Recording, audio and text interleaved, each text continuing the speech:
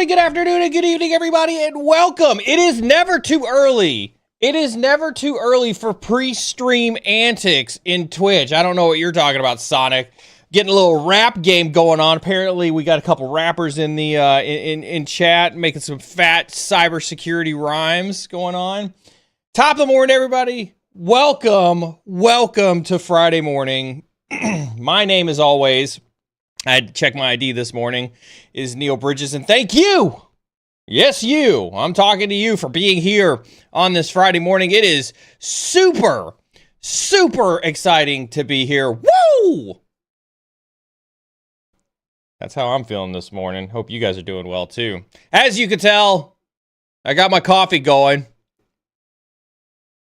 Good morning. Good morning. Boy, what a week. What a week. I absolutely like this is one of those weeks where we've obviously had co-working streams. Beard and I tried to do some experimenting this week. I do not guarantee that the experimentation is over. We have some ideas for some more experimenting I'll talk about here in a little bit as well.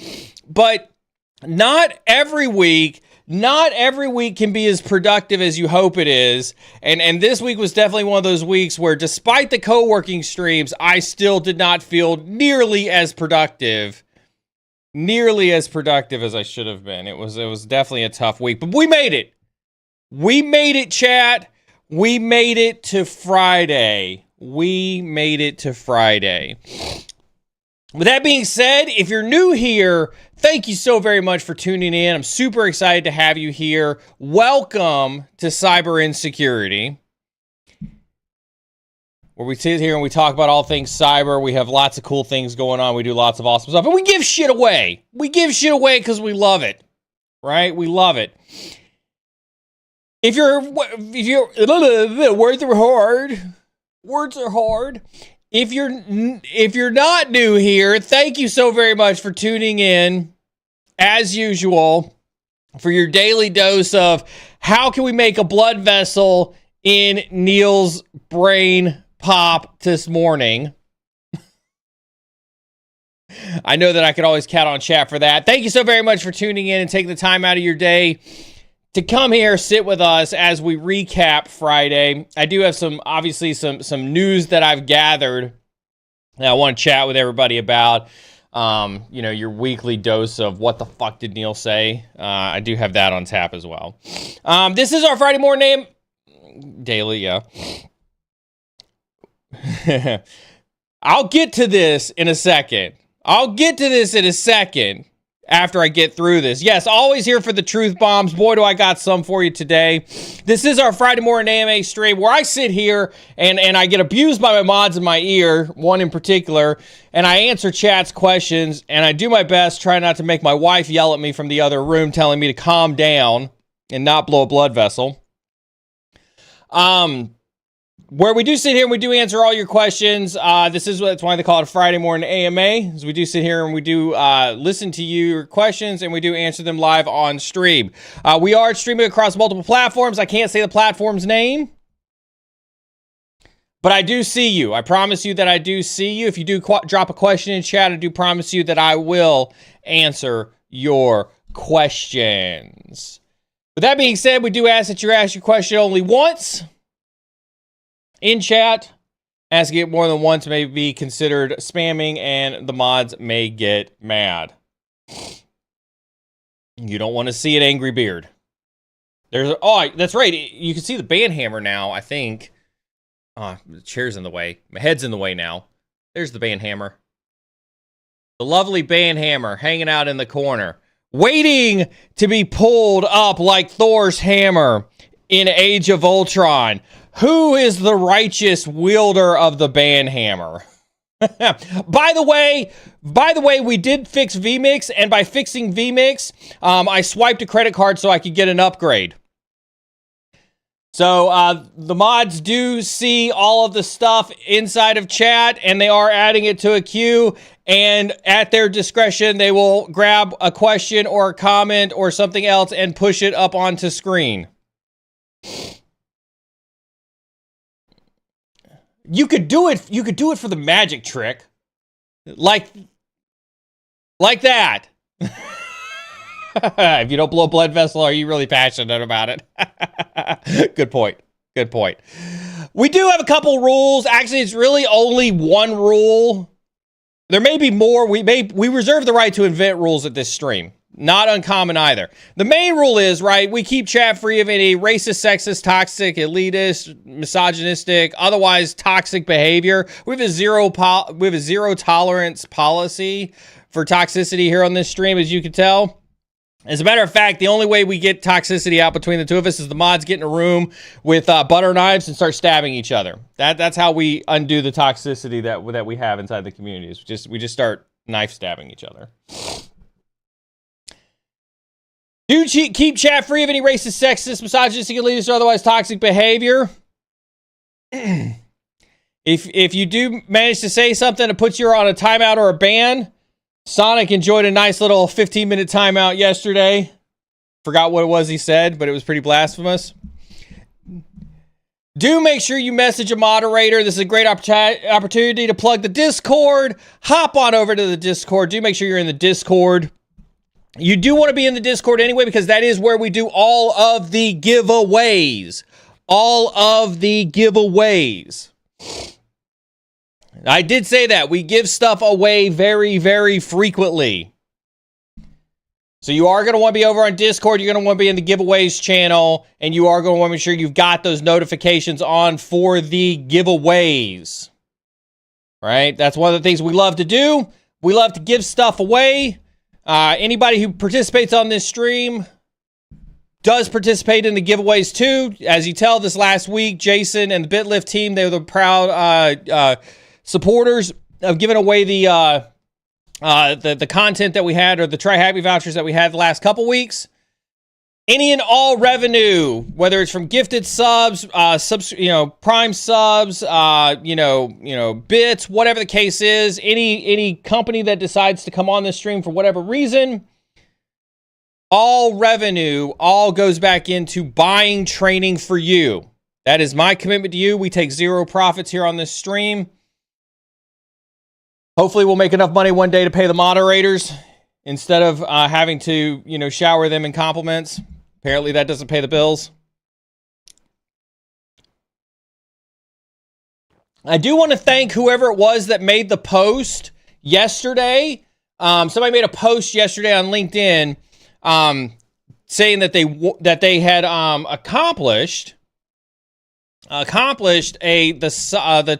SOC Path 1 in Try Hack Me as a result of the voucher that they had won at a giveaway, and tagged BitLift and tagged Jason. And so whoever that was, if you can hear me, thank you so very much for doing that. That means a lot.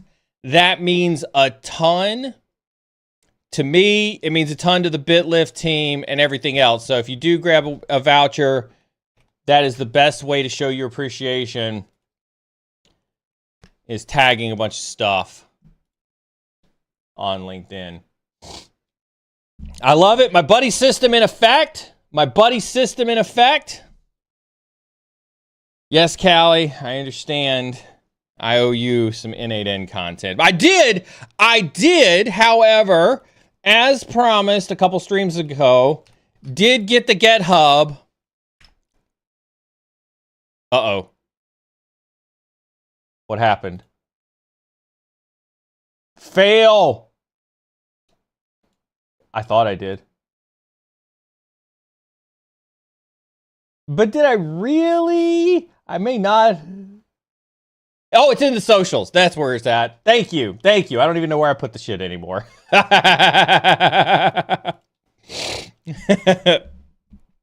There it is. It's in the socials. I knew it was somewhere. I did create a GitHub as promised, and I did upload a lot of my prompts onto GitHub. As I've told you, like I think prompt engineering is super important. And so a lot of you have asked for my prompts. Now listen, these aren't going to be like show me Neal's Leet Sauce hacker prompts. These are prompts that I've done for other projects. I'm going to add some more to them.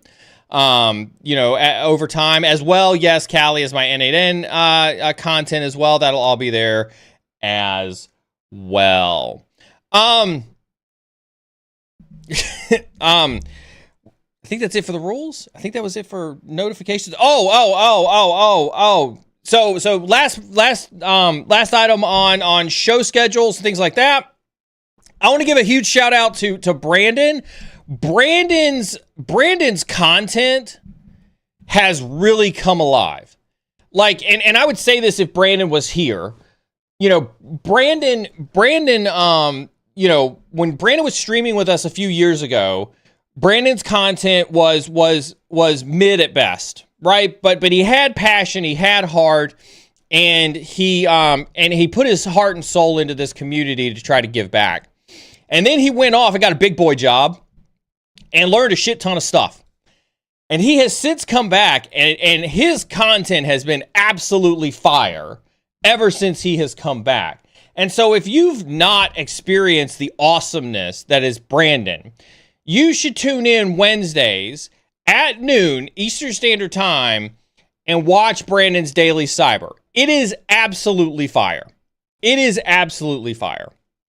Another piece of content that you should tune into daily, Monday through Thursday, starting 9 o'clock in the morning, is BeardSec's co-working streams, right? BeardSec and I have thoroughly enjoyed streaming to y'all from a co-working perspective. And it's been awesome to have a co-working buddy again, in the form of not just Beard, but all of you who tune into the co-working streams as well. So do make sure you do go give those guys a follow. Well, Brandon's here. You just have to tune in here, you know, for Brandon's content. But do go make sure you give, go give BeardSec a follow. Go tune into to BeardSec streams. There are some sickos out there who have both of us up and playing at the same time. Create a little like office environment type of thing going on, and so that's been pretty awesome as well. Yes, Beard does have the best music selection. I don't do the same music that Beard does. My music, my music choices are geared towards my productivity habits. And so, that's the music that works for me. Even though I don't have my headphones on during the stream, I do have the same music playing on my iPad, except for days like today where the Tour Championship is on and Justin Rose is on the TT and off in number 1 right now. Go Justin. Do tune into the Tour Championship, not sponsored by the PGA Tour. Speaking of PGA Tour, I had a fantastic tournament on Sunday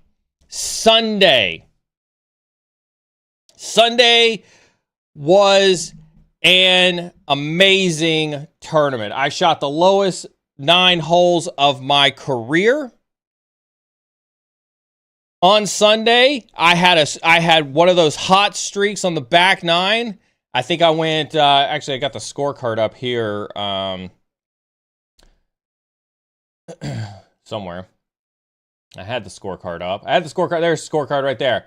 I went par, birdie, par before I hit my first bogey, and then I hit a 3-hole drought, and then I hit eagle on 18 as well. So I had a fantastic golf time.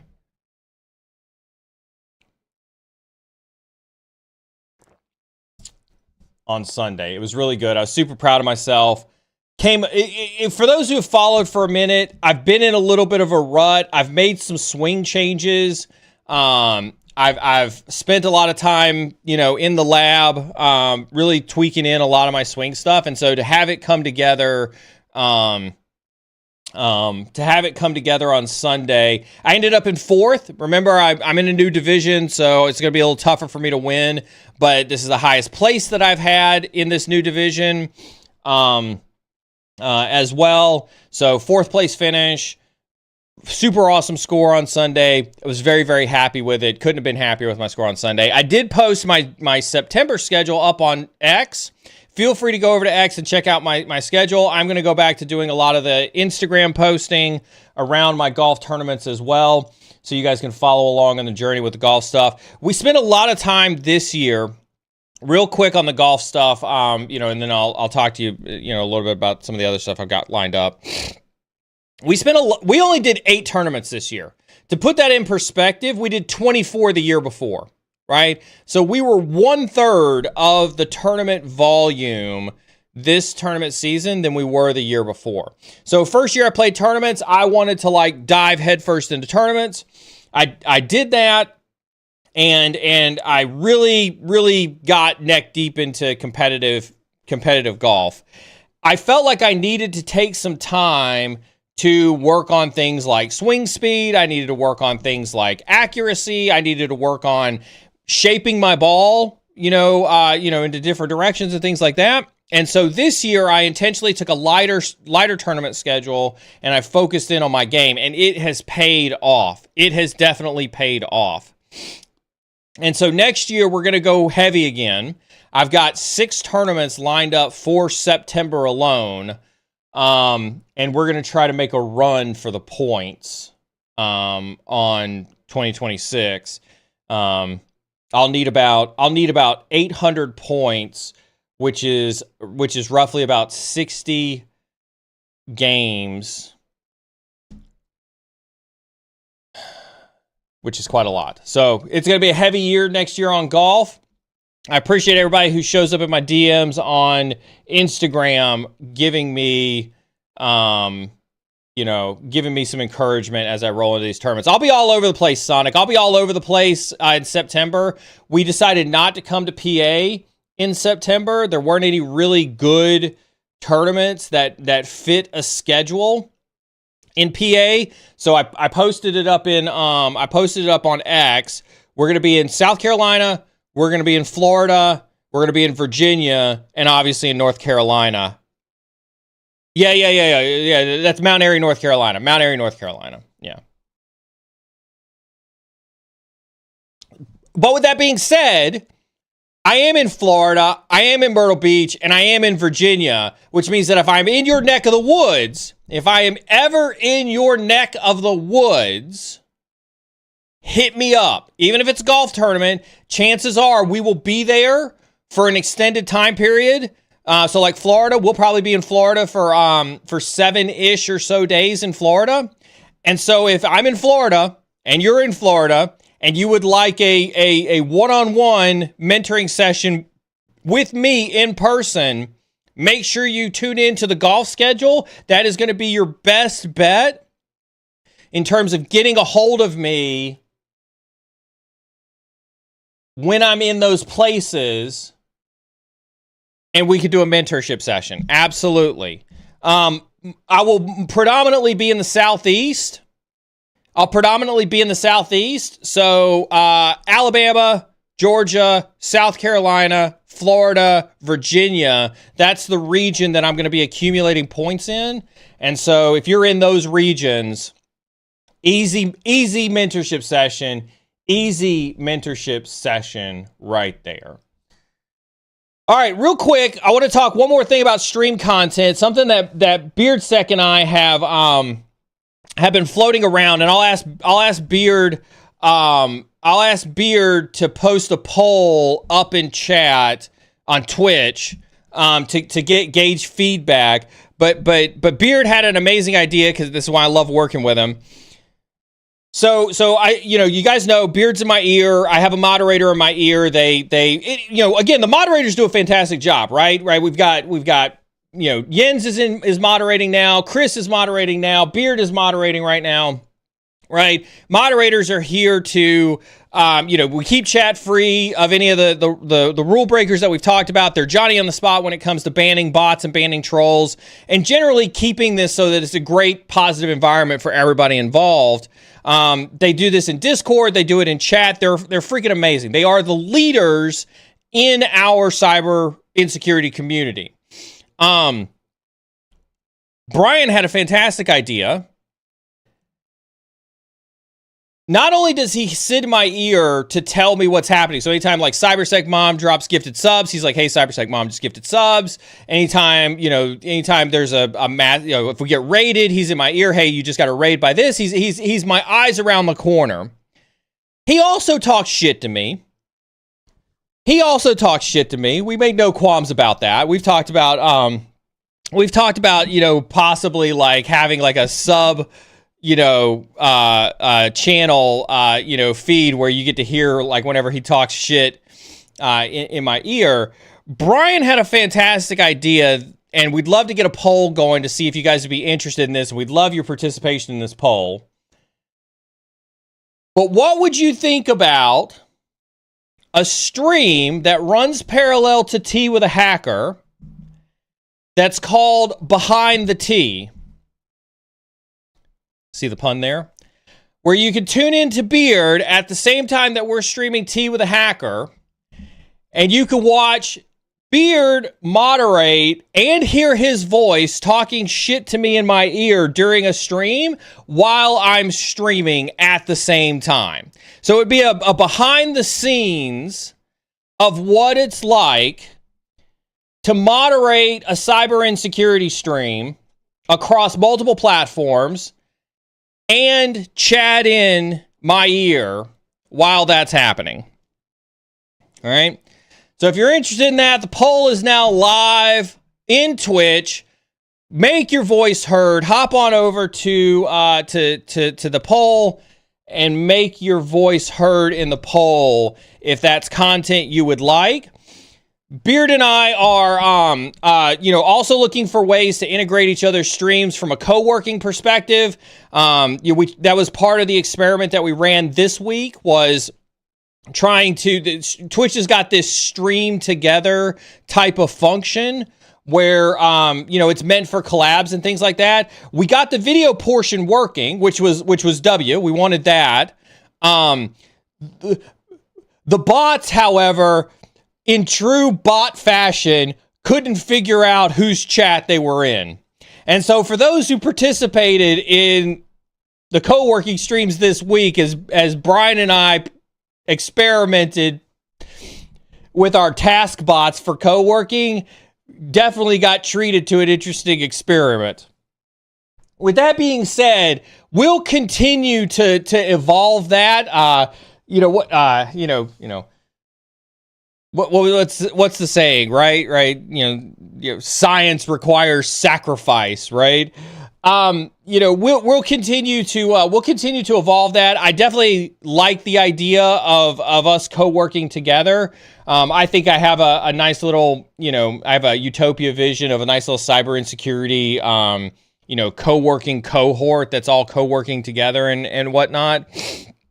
So I think this is a first iteration of that. So again, edge case, yes, but was also a hell of a lot of fun to break stuff. So.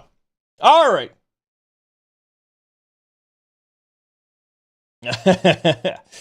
All right. So, with that being said, as usual, I've accumulated quite a few articles this week that I wanted to kind of share with everybody this week. I probably won't get to all of them, but I do have a couple that I think are worth talking about. And again, I want to, somebody dropped the comment earlier. By the way, we see the questions coming in. Keep the questions coming in. We're going to add them to a queue. I'm going to do a little bit of a news, slash, update-ish, whatever you want to call it. There are lots of words there smashed together, but keep the questions coming. The mods will continue to add them to the queue. This isn't to dissuade anybody at all, but we're very, very much fans of real talk and keeping expectations real in this industry, right? And so I want to bring you some intel. So I'm bringing you some intelligence, which for some people, never mind. I'll save that. I'm not gonna do that one joke. I was gonna pick on somebody. I'm not gonna pick on it. Anyway, I'm gonna bring some intelligence to you all on this one, right? So, this is a business organization called Cobisi that puts out information on the employment market. they put out an interesting statistic talking about being on the verge of a generational jobs crisis. Generational jobs crisis. And this is the note that they said. The 3-month average youth underemployment rate jumped 17% in July. And that's the highest it's been since COVID in 2020.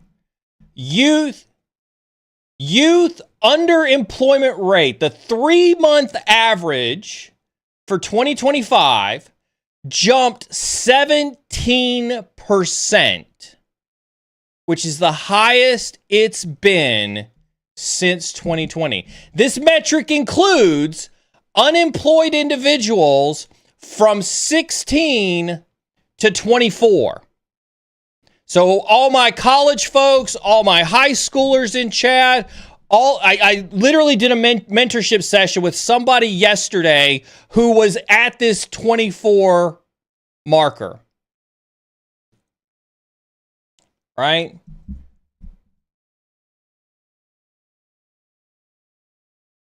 This is the scary part. This is nearly in line with the peak during the 2021 recession, which was my first dot-com bubble, and the early stages of the 2008 financial crisis. So what they're using this is, and this is why I encourage you all to learn more about business and to watch some of these news relevant topics, is because the world repeats itself. The world repeats itself. Right? We talk about markets being cyclical all the time. If it happened in 21 and it happened in 2008, there is a high likelihood, and that is a signal that there is a concern that we could be on the cusp of an economic downturn. I'm not a predictor. I don't have a magic 8 ball. I'm not a fear mongerer. I'm a signal analyzer. That's a word. Look it up. Question from chat says, not to be that person, but is there any correlation with AI? Let's say it this way, right? Let's say it this way. It's only a correlation with AI in so much that this is our current technological revolution that we're seeing around AI. Right? This is, AI as a revolutionary, influencing factor in the world today. Yes, it is that correlation. There are lots of talk of an AI bubble that is similar to the dot-com bubble.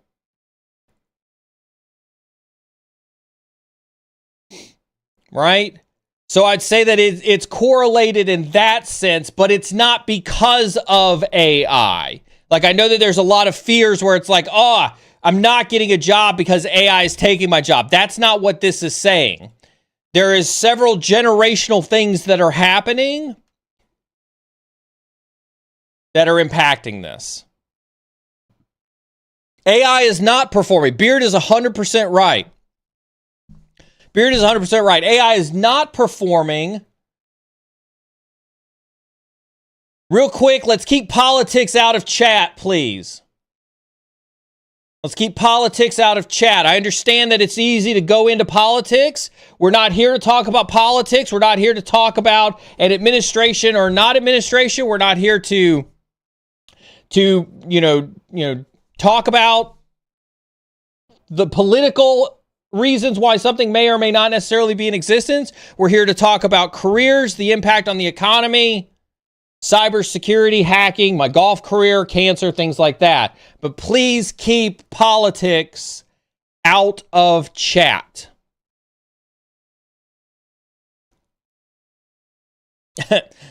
I got a preamble message from the wife that said, please remember not to get overheated.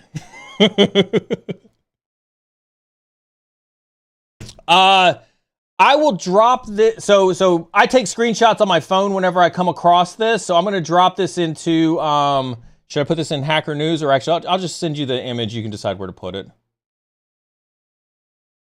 Here you go. There you go. I sent the image to Beard. Beard can put it in Discord. I encourage you to head on over to Discord and take a look at it.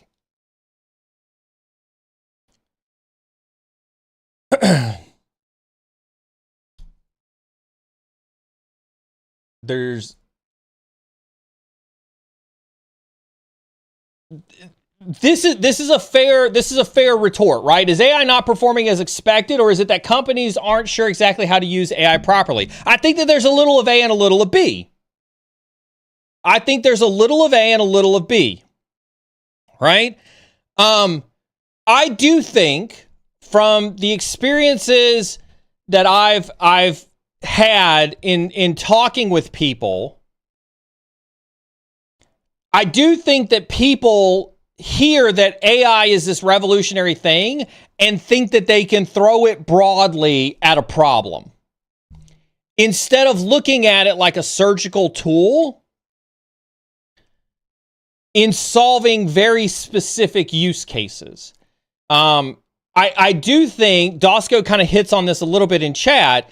I do also think there's a lot of hype around AI, and I don't mean this. I mean this from the sense of, like, you've got Elon who's like, XAI, Grok is the greatest thing ever. Look how we can smash these models. You've got Sam Altman from ChatGPT who talks about how GPT-5 is PhD level in its smartness, right? You've got people who are trying to talk about how awesome their AI is because, yeah, exactly. AGI will be here next year, right? You've got people who are trying to do the commercial thing, and that is then setting a business expectation on performance of AI. And so people are like, what, AI is the greatest thing ever. Let's just throw it at this really large, very broad, generic problem. And then when it spits out garbage, right, then it's like, oh, we're never going to get to AGI. And so there's definitely a disconnect. Imagine that. Shocking, right? There's a disconnect between, that happens between marketing and reality. Steve Passarelli, good to see you, buddy. Been a long time since we chatted. Good to see you. I see you. I just want you to know that I see you there. Right? Yes, marketing has set unreasonable expectations, and in a panic fear, business leaders are like, must adopt AI. Well, what do you want us to do with it, boss? I don't care. Just adopt AI. Well, okay, what problem do you want us to solve with it? I don't care. I hear it can make us more efficient. Go make us more efficient. Right? So there's definitely a gap between reality and expectations as it pertains to AI. Shocker, I know, right? Shocker. It is a solution to an unknown problem. I'm a believer in AI. I wasn't. If you go back and look at streams 2+ years ago, I was very down on AI. I'm a believer of AI. I am a believer in AI, but I definitely also believe that there are people who are adopting AI and don't yet have a problem that they think AI can solve, right? I don't think that people are yet approaching AI with problems and asking, is AI the right tool, and how can AI help me better solve this problem? And I think that that's what's leading to a lot of the unrealistic expectations and the hype that's associated with it.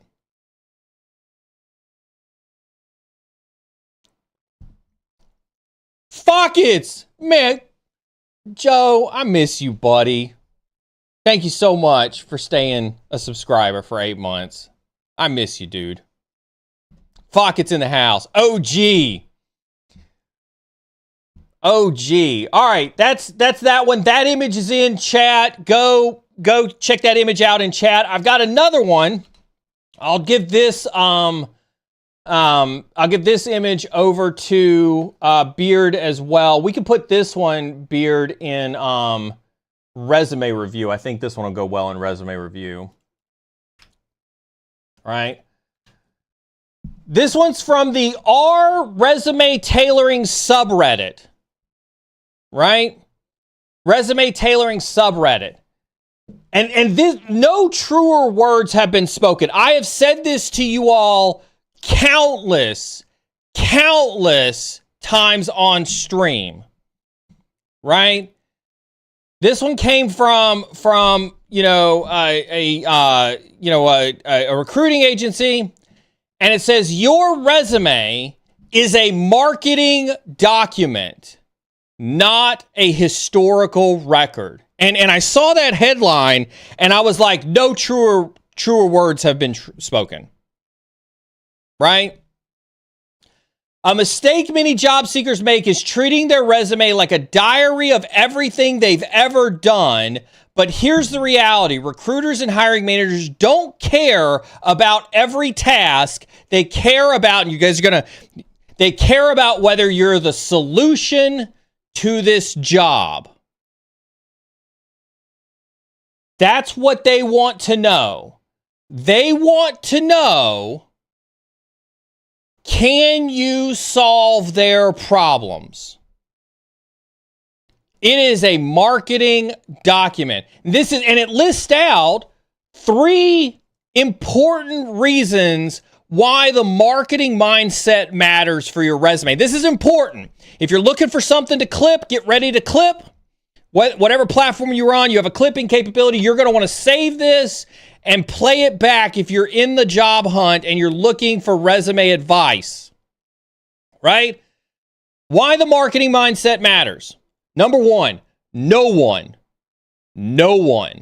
reads every line of your resume. Recruiters scan for fit in 6 to 10 seconds. 6 to 10 seconds.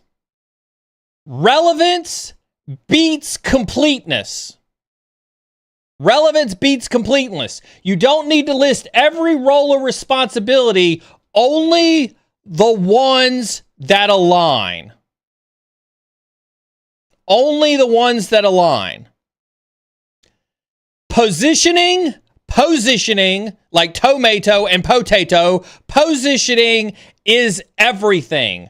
Frame your experience in a way that highlights your value for the role at hand. It's almost like somebody's been watching my videos whenever I've done resume review videos, and people have said, well, Neal, all I've got is a retail job. Well, what did you do at that retail job? Well, I was an assistant store supervisor. Cool. Let's put your leadership skills on your resume. Let's put the fact that you were charged with the responsibility of some odd number of thousands of dollars daily on your resume, because positioning what you've done that highlights your value for the role at hand is the best way to show that you can solve the problem. Every line on your resume should earn its place by answering this question. Does this help position me as the best candidate for the job?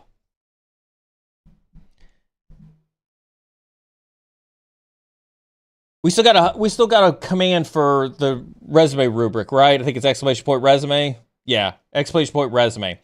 Head on over to the cyberinsecurity.tv website. We do have a resume rubric that you can use free of charge. You do not have to, if you hear my voice, you can go to cyberinsecurity.tv And anybody in the world can use that resume rubric and the LinkedIn rubric to position themselves better in the job market. Last piece of career notice that I've got for you this morning. Keep the questions coming in. We'll do the questions right after this, but I got one more career advice one for you. This one came from our career advice. And it's almost like Sonic mentioned yelling into the void earlier. I can't even begin to tell you how sometimes giving advice to the internet is like yelling into the void. The thousands of people who have come here over the years seeking career advice. Neal, how do I get a job? How do I get into cyber? How do I make myself more marketable? And I yell into the void all the times, and then I go over to Reddit. And in our career advice, there's a post titled "Referrals and Company Pages Beat Job Boards." What do you think referrals mean? Right? What do you think referrals mean? Networking, networking, networking. Not all applications are equal. There's a report called the Career Plug 2025 found that job boards generate the largest number of applications but have the lowest hire rates. Company career pages generate fewer applicants, but those applications are more likely to be hired. And referrals, they are gold. They account for 11% of the hires out there. If you're relying solely on mass job boards like Indeed or LinkedIn, Easy Apply, you're swimming in the most crowded pool. That's what I've said to you all before. I'll say it to you all again. It is an employer's marketplace out there. Right? It is an employer's marketplace out there. They have their pick. And if you're just doing easy applies on LinkedIn, GG's, you're in the pool with all the other fish. There's other things that were mentioned in this post as well. I get the question all the time about degrees. You guys know my stance on degrees. I love confirmation bias. The very next bullet point here, where degrees don't matter as much as skills. A 2025 survey from Test Gorilla shows that 85% of employers now use skill-based hiring practices and 76% use skill test to verify ability. We see this in the coding realm where they have you do coding tests, things like that, right? Similarly, SHRM's talent trend reports found that while critical thinking is among the most in-demand skills, imagine that, fewer than 1/3 of HR professionals believe new grads possess it.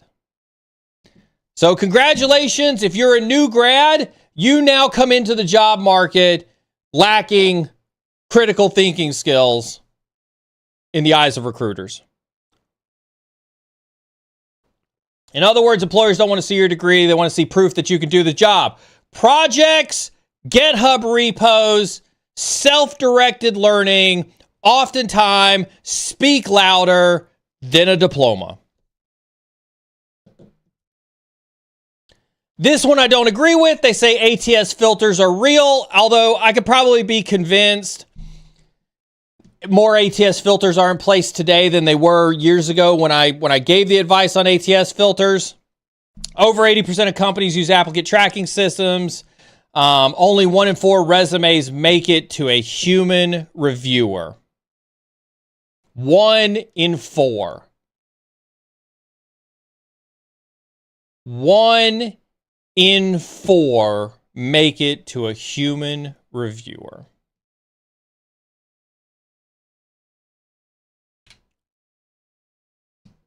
A couple other stats that I thought were pretty interesting. Career switching is normal and on the rise.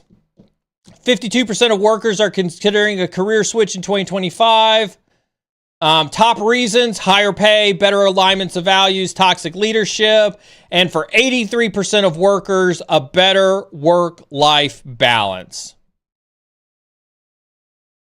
Right? I've said this before. I don't think career switching is a failure. I don't think there's a definition of too much career switchers. It's all in the eye of the beholder.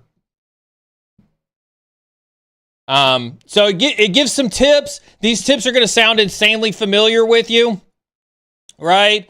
What can you do? Prioritize networking.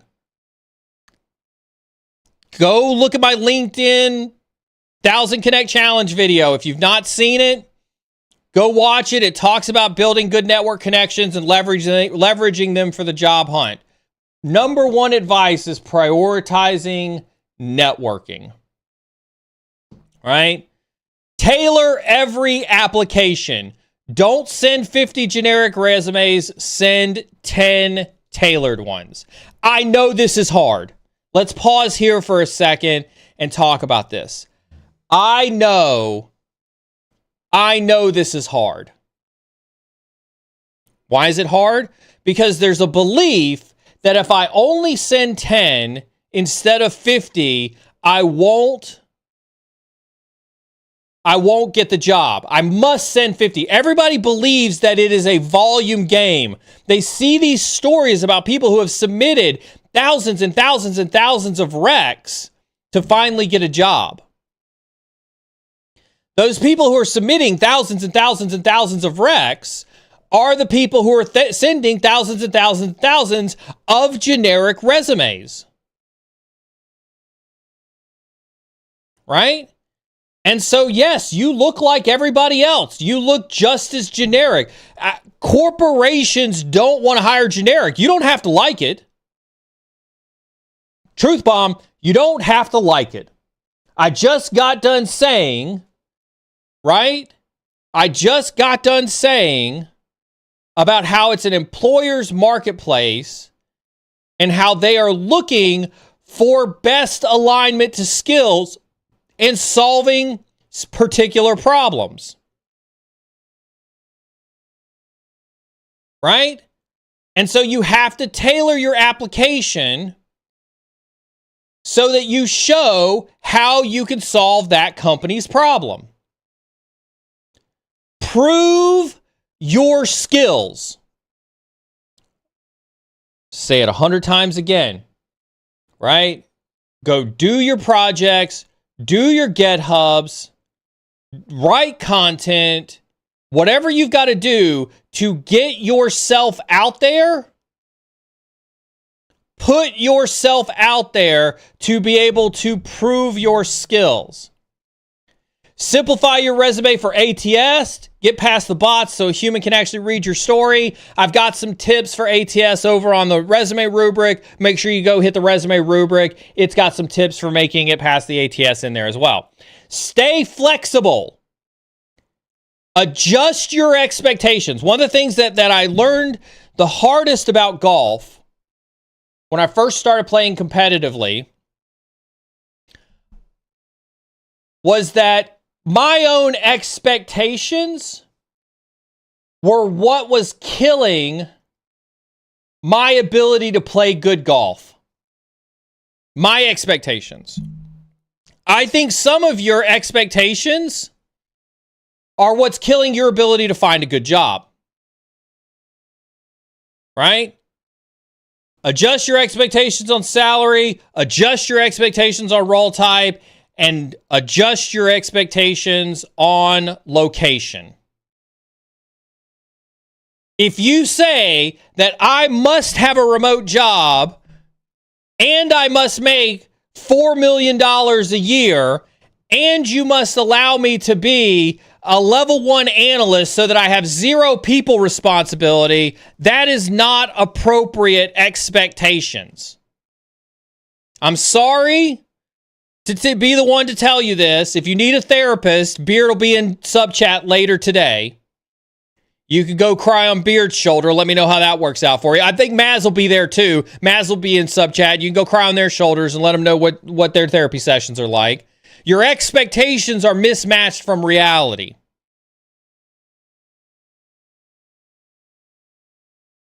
Right? I see Nitronic Deer in chat. Durst, it's good to see you as always. I love what Durst says about knowing your worth. But there's a difference between knowing your worth and having unrealistic expectations. You should absolutely know your worth. And we can have a conversation about knowing your worth and understanding how to position yourself in the job market about knowing your worth. But knowing your worth does not mean that you can have unrealistic expectations. This is like forcing people to believe something that is just not true. Right?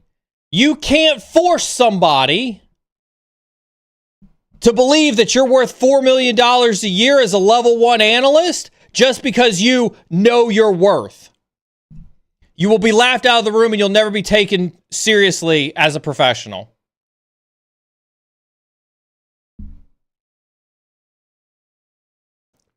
Knowing your worth does not mean that as an entry-level person, you can say, well, I have every right to work remotely because being in the office is stupid. That's not knowing your worth. That is an unrealistic expectation. I wholeheartedly believe in you knowing your worth and negotiating your worth, so long as it matches expectations.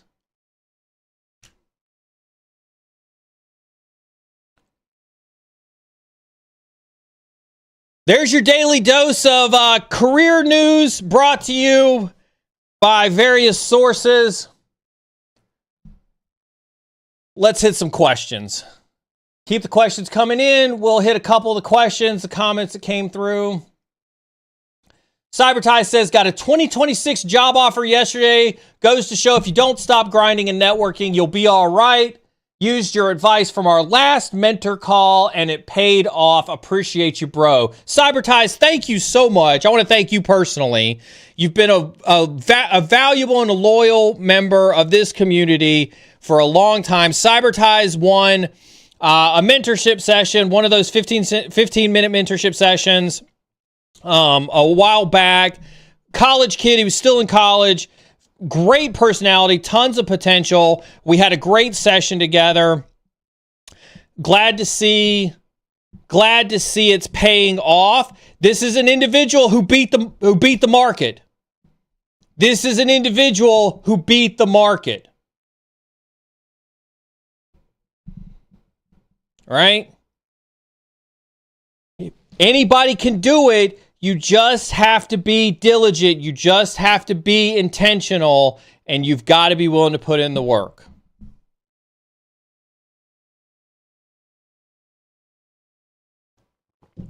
Some comments over on the platform that shall not be named. Steve Passarelli says, Neal provides great insights and advice, except coffee is definitely better than tea. It's a mix, Steve. It's a mix. I got a little coffee and I got a little chai tea going on in here. Steve... Oh, I did say it. Damn it.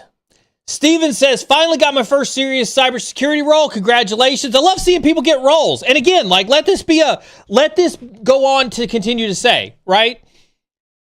I'm not here to say getting a role in cyber is impossible these days. You can see we've just got 2 people here who have gotten roles, right? It is still highly probable, impossible, and likely that you can get a role in 2025 and 2026.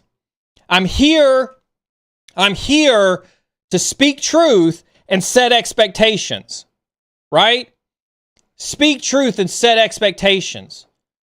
I do believe everybody here can and will get the jobs that they want. You just got to be willing to put in the work to do it. H-Tune over on the platform that shall not be named says, is 40 too late to get into blue team? Absolutely not. There is never an age that is too late to get into a career. I'm 45. Actually, I think I turned 46 this year. And I'm trying to make it to the PGA Tour. Definitely do not think that that age is not a limiting factor. I do not believe. I have a hard time. I have a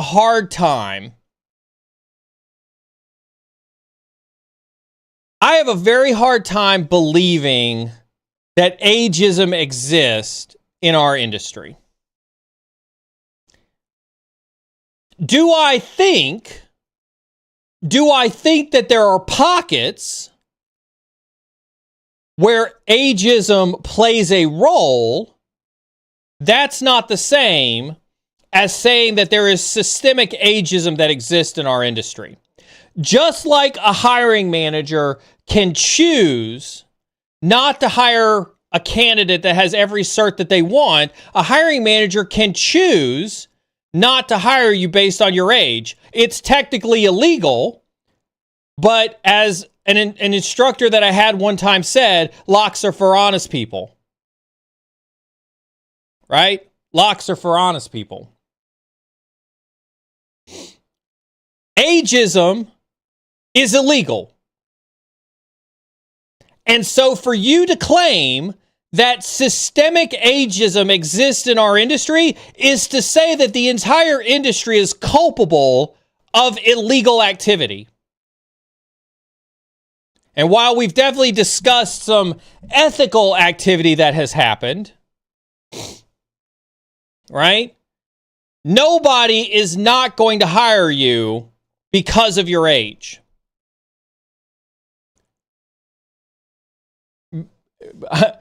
I love Beard's cynicism. Absolutely.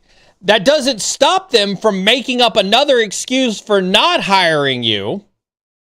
And they are completely within their right to do so. And I'm not a lawyer. I didn't stay at a Holiday Inn last night. So this is not legal advice. It would behoove them to make sure that they had a good, justifiable, provable reason as to why they chose not to hire you.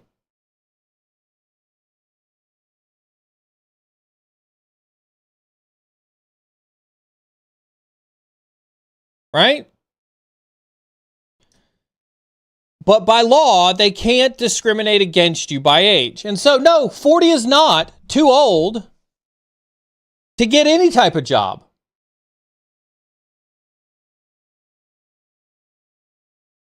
Right? I think the trouble with age, and I mean this in the most respectful sense of the word, right? I mean this in the most respectful sense of the word. Oftentimes isn't that you're 40 or 50 or whatever the case is, right? Congratulations, this is what I'm talking about, right? I changed careers at 50, right? Most of the time, it's not your age that's the limiting factor. Here's some real talk for you. You know what is typically the limiting factor when you're an older individual? You've had a successful career and your salary expectations are mismatched. Right? Your positional expectations are mismatched. Let's say that you were in finance. There's a song about a dude in finance. I can't remember it off the top of my head, but there's a song about a dude in finance. Right? Let's say you were in finance. You went to school, you got an MBA, you went to go be a stockbroker, you've been in finance for 20 years, you decide that you want to go be in cybersecurity, you decide you want to go be a pen tester, right? Let's say that when you got to be 45, after 20 years in finance, you're pulling in a smoking $300,000. And you're like, I'm sick of hookers and blow in finance, and I want to go be a pen tester in cybersecurity. And so you go out, you get all the certs, you go get a 4-year degree in cybersecurity, you grind out your network, and you go into your first job interview as a pen tester for cybersecurity, and you say, cool, I want that junior level cybersecurity job. I want to get paid $300,000. That is why you're not getting hired. That's why you're not getting hired at 40 or 50. You will get laughed. Absolutely. You will get laughed the fuck out of the room in that conversation. Back to our expectations conversation. This is why this conversation right here is a perfect example of mismatched expectations. And this is the highest likelihood why you're not getting a job. This isn't knowing your worth. This isn't knowing your worth. Well, I just spent 20 years as a highly successful stockbroker. You know, I made $300,000 a year. Like, I should be able to make $300,000 a year and simply change over to a career field that's way more fun, like pen testing. No, that's not what the market is paying for entry-level pen testing.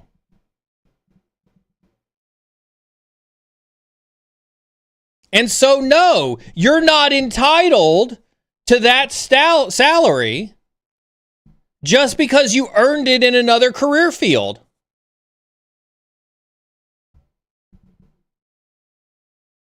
This is the biggest limiting factor, right? This is the biggest limiting factor for older people switching careers.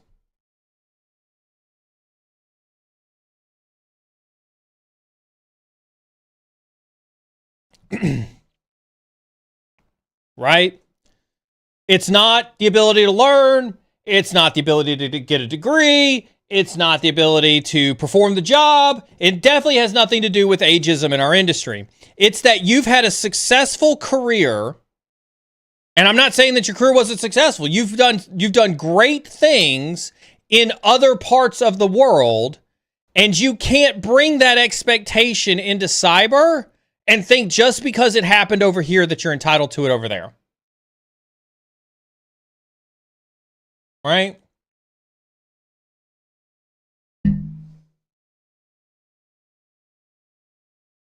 That, to me, that's the biggest limiting factor about changing jobs.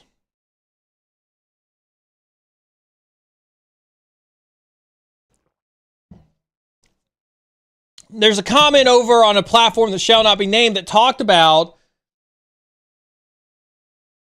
making their own LLC and working for themselves as a private consultant. I don't fundamentally have a problem with that. What I think I have a problem with, right, when we talk about that, is that I've literally had people, hand to God, show up in my DMs and say, Neal, I'm new to cyber. Should I go start my own business? And boy, I've ranted on this on stream before, right? I don't know how to cyber. I want to get into the industry. Should I go make my own business? Keep in mind, I'm not anti-business, right? I'm not anti-business. Matter of fact, I've encouraged everybody on this stream numerous times to go out today and start their own LLC. Everybody who hears my voice, at least in the US, I don't know how easy or hard it is in other industries.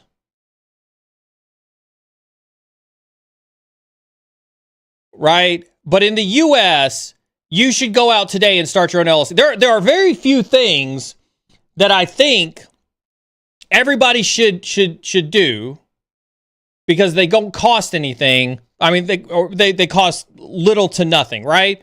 Everybody should go out and have accounts on HackerOne, BugCrowd, and everything else, and they should practice they're hacking ethically in a bug bounty program. I think everybody should do that. And I think everybody should go out and make an LLC. Better to have it, not need it, than need it, not have it. So I'm not saying don't make your own business. Everybody should go out and make their own business. What I'm saying is you shouldn't go out and make your own business and have zero experience in cyber and expect that you're going to cut your teeth in this industry selling something that you know nothing about to the rest of the world. Right?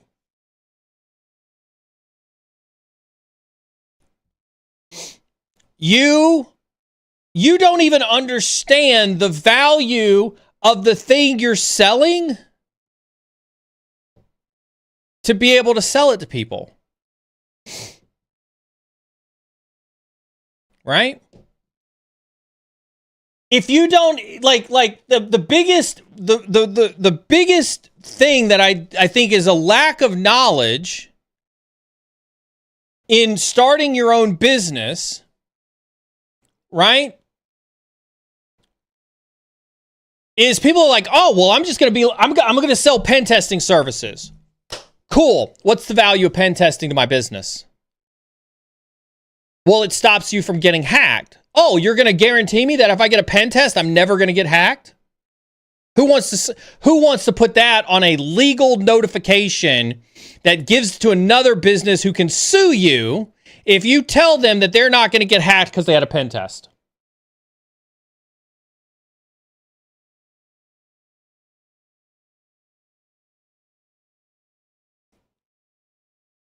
Come on, y'all. Y'all are smarter than this. I know you are. Right?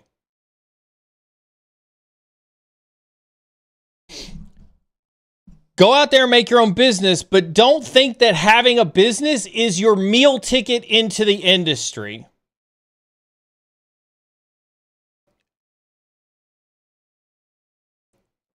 Great question here. I've got an amazing first job 1 year in. I'm considering going Air Force Reserves to get my TSSCI clearance. However, I'm in a government contract position. I don't want to get fired for going reserves, but there's no other way I'll ever get cleared. Do you think it's worth risking for a clearance in cyber school I'll go through? No. TSSCI is the biggest bullshit in the entire world. Chris chiming in on that one too. TSSCI is a scam. It is a scam.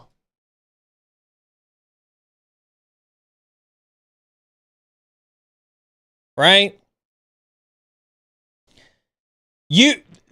TSSCI is how they trick you into thinking that you're going to make all this money when reality it's not.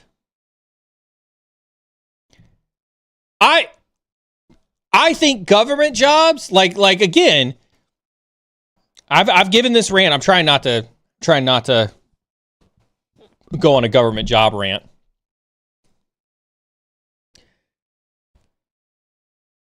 If you're in a government contracting position, you've got a reasonable. Okay, I tried to do it with a straight face. I couldn't even do it with a straight face. You have the same job security as everybody else out on the job market and government job. You're no safer than you are.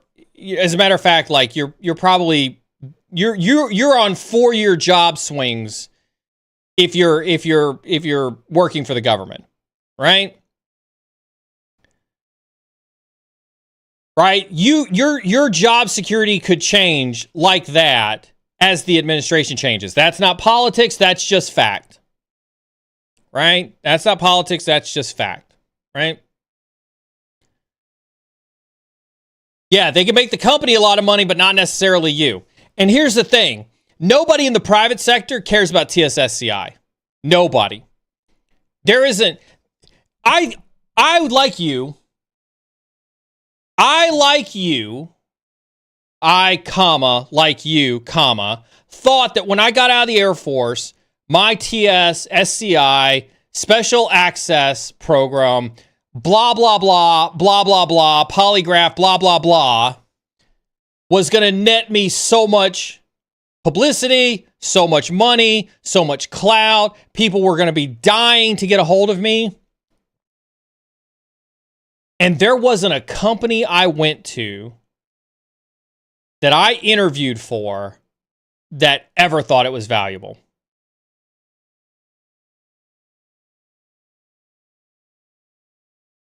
Right? There wasn't a company I worked for that ever thought it was valuable.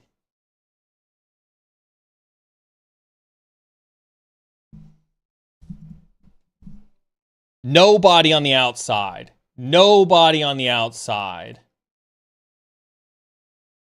thinks that a TS is valuable. So if you have a desire to stay doing government work, right? If you have a desire to stay doing government work, your TS is valuable as all get out. Right? If you're going to stay in the government, if you're going to try to pursue SES, if you're going to, if you want to do nothing but work for Booz and SAIC and everybody else, for the rest of your career, have at it, right? But on the private sector, no. Garbage.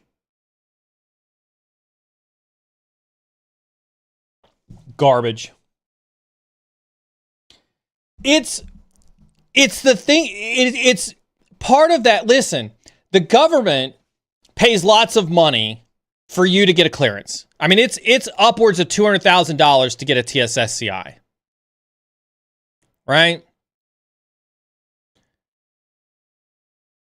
Right? It's upwards of $200,000 that a company has to pay or the government has to pay for you to get a TSSCI. And so, of course, like any business, they have to get a return on their investment. And so if they spend $200,000 on you to get your TSSCI and then you leave after 5 years to go to the private sector, that's $200,000 that the government has washed. Right? Right? There's no getting that money back. So again, this is why the private sector doesn't care, right? Because the private sector has to say, oh, you got a TSSCI? Well, first of all, that company has to have a cage code. A cage code is a GSA code that has been proven and authorized for access to classified information. So they had to have justified that as a company, they have a need to know of particular classified information, not broadly classification. They have a specific project or a specific product line or a specific initiative.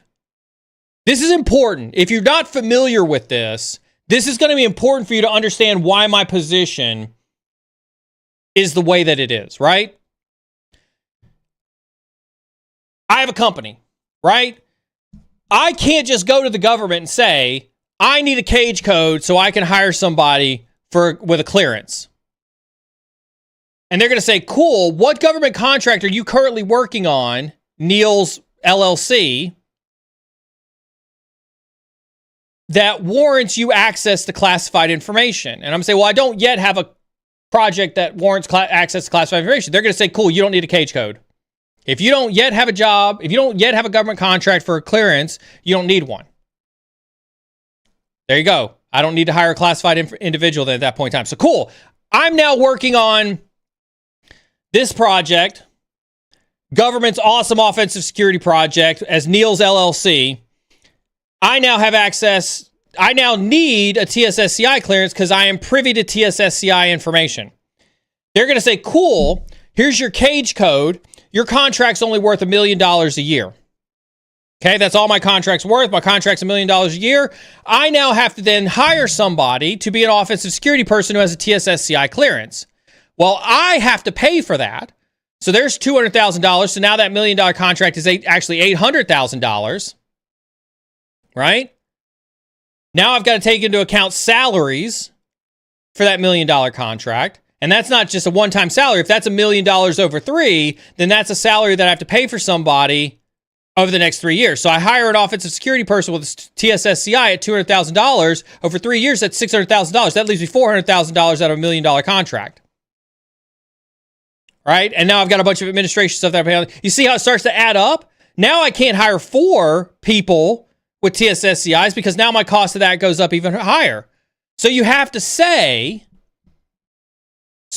ask yourself as a company, do I have a project that's bringing me in enough money to warrant having a cage code where I'm going to have to pay for the upkeep and maintenance of a TSSCI? Heaven help you if you have to get special access program. Heaven help you if you have to do special access program. Right? With polygraphs and everything else. And so no, private companies do not care. Do not care about your TSSCI because unless they are already doing work for the government, you're already doing work for the government, they're not going to front your TSSCI just for you to have it. The common misconception, and again, I say this as somebody who thought this when I was getting out of the military. The common assumption is, oh, well, if I have a TSSCI and I go work for Neal's LLC, he'll value my TSSCI because I have access to classified information. Nobody is going to, you're not going to walk into the local FBI office and say, hey, listen, I'm Neal Bridges, I got a TSSCI. Can I get access to your JWIX machine so I can check the latest NSA intel? They will laugh you out of the lobby at the FBI local office for that. Right? And even if they didn't, let's say that for some asinine reason,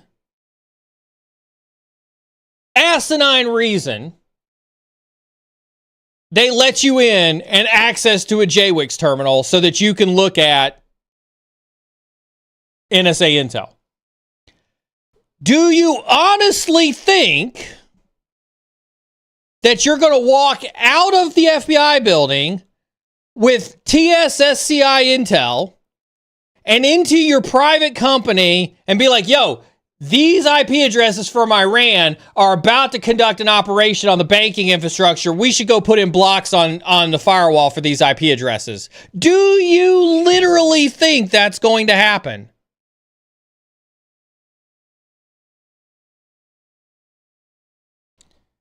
And it is because that will never happen in a million years. That's why a private sector doesn't give a rat's ass about your TSSCI. It is the biggest marketing scam that the military has pulled on up-and-coming professionals.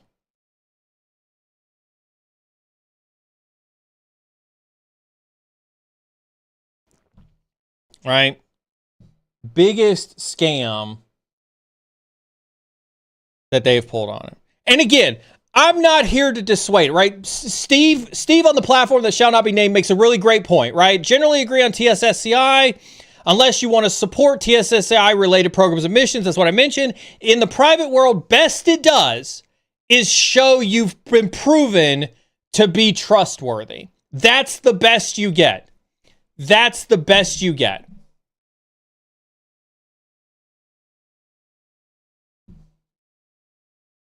Yep. So minor soapbox on the TSSCI, but as you can tell, like I'm not a fan of the big deal that we make about things that don't actually matter, right? And especially in the job hunt, there's nothing. I think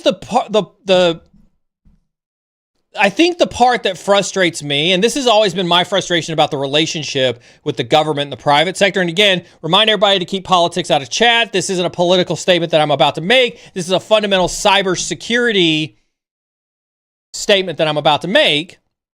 I think the problem that I have with the relationship the private sector has with the government is that the government has access to information about incoming threats that aren't shared with the private sector. Now, they're not shared for lots of reasons, right?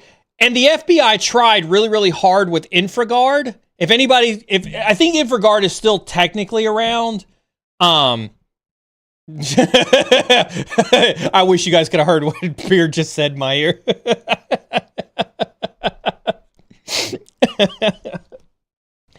That was the most exasperated they are I've ever heard in my entire life. They've tried. Bless their hearts. If you're in the South, bless their hearts, they've tried.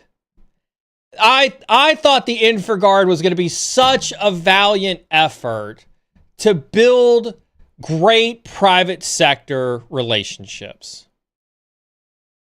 But it has had the absolute opposite effect, and there's an analogy that I would absolutely love to use on stream, but I absolutely also know that this is not an analogy that I should use on stream.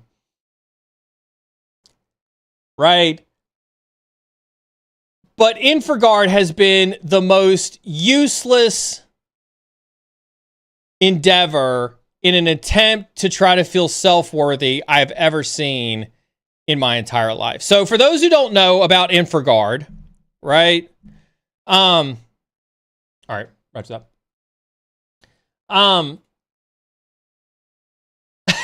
Is that the FBI and private sector BS thing where it's cute little course and camp and stuff? No. InfraGard, FBI InfraGard, was an attempt that the FBI had to build relationships in the local community with professionals. Right? And the idea was that professionals wanted access to real-time intelligence that the FBI had. Listen, if you've worked in a corporation long enough, in the right parts of a corporation, you've had a meeting with the FBI. If you've never been exposed to a meeting with the FBI, allow me to educate you what a meeting with the FBI looks like on the private sector. Right? I'm sitting in my office. I get a call from my secretary, and she's like, Neal, 2 individuals from the FBI are in conference room XYZ wanting to see you. Do you have time to come see them? Now, if you've got a sketchy past like I do, I can unequivocally tell you that the first thought that goes through your mind is not that they're here as friends. Like that Finding Nemo, fish are friends, not food. When they call you, when you get a call from your secretary telling you that the FBI is here, I can unequivocally tell you that the first thought that goes through your head is that these people are here for food, not friendship. Anyway, I'd be remiss if I didn't tell you that as I'm walking to that conference room, I'm going, did I do anything shady recently? I don't remember doing anything shady. Was this thing that I did over here, was that shady? I don't know. Was that shady enough? Man, what did I do? Like, I can tell you, like, yeah, there's a thought process going through your head. Anyway, so I get to the conference room. I sit down at the conference room. They're like, hey, Neal, we're agent blah, blah, blah, right, with the FBI. Here's our credentials. I make a couple phone calls to validate that they're with the FBI. Cool, we've all done our due diligence. You're definitely with the FBI. And the first words out of their mouth are, we're conducting an active investigation, so there are limited details that we can tell you. And at that point in time, you know that you're not there as a friend. You're still there as food. You're just a different kind of food. Right? And they hand you a Post-it note or a piece of paper. It's usually handwritten. Right? Because they can't give you anything official. Right? And they say, we have reason to believe that this IP address was seen in your system between these dates. We would really, really appreciate your cooperation in any information you could give us relating to that.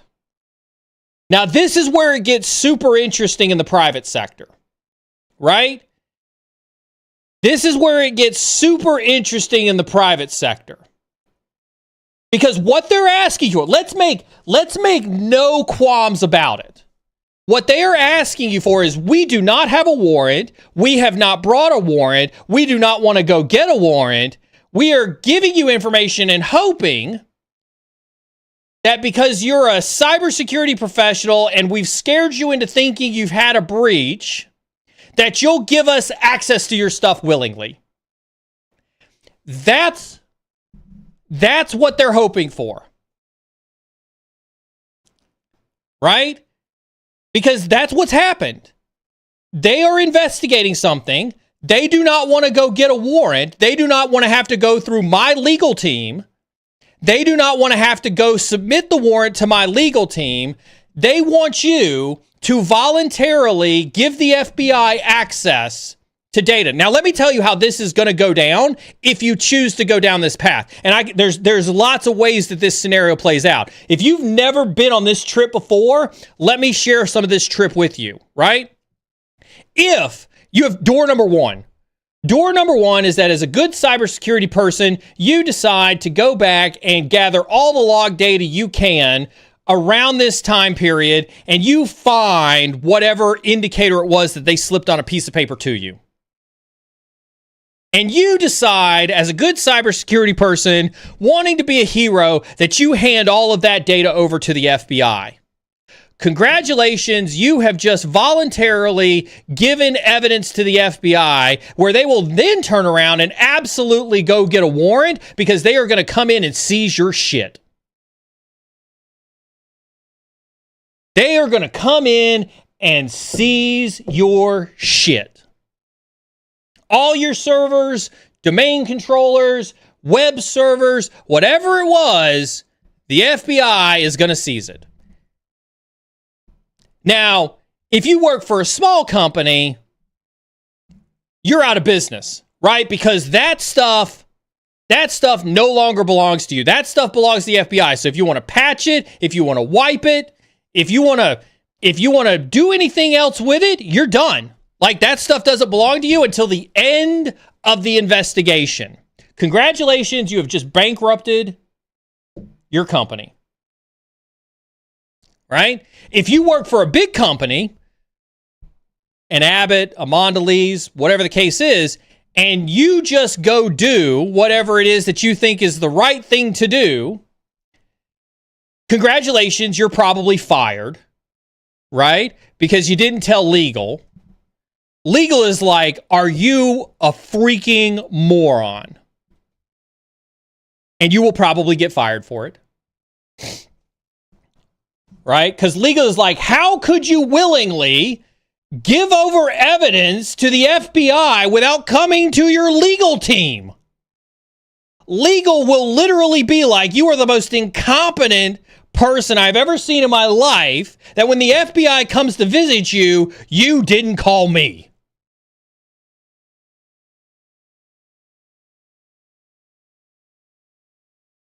Right? So that's door number one, where you try to help the FBI out. Know that if you help the FBI when they come into that room to talk to you, it will end nothing but bad for you. Nothing but bad for you. Hands down.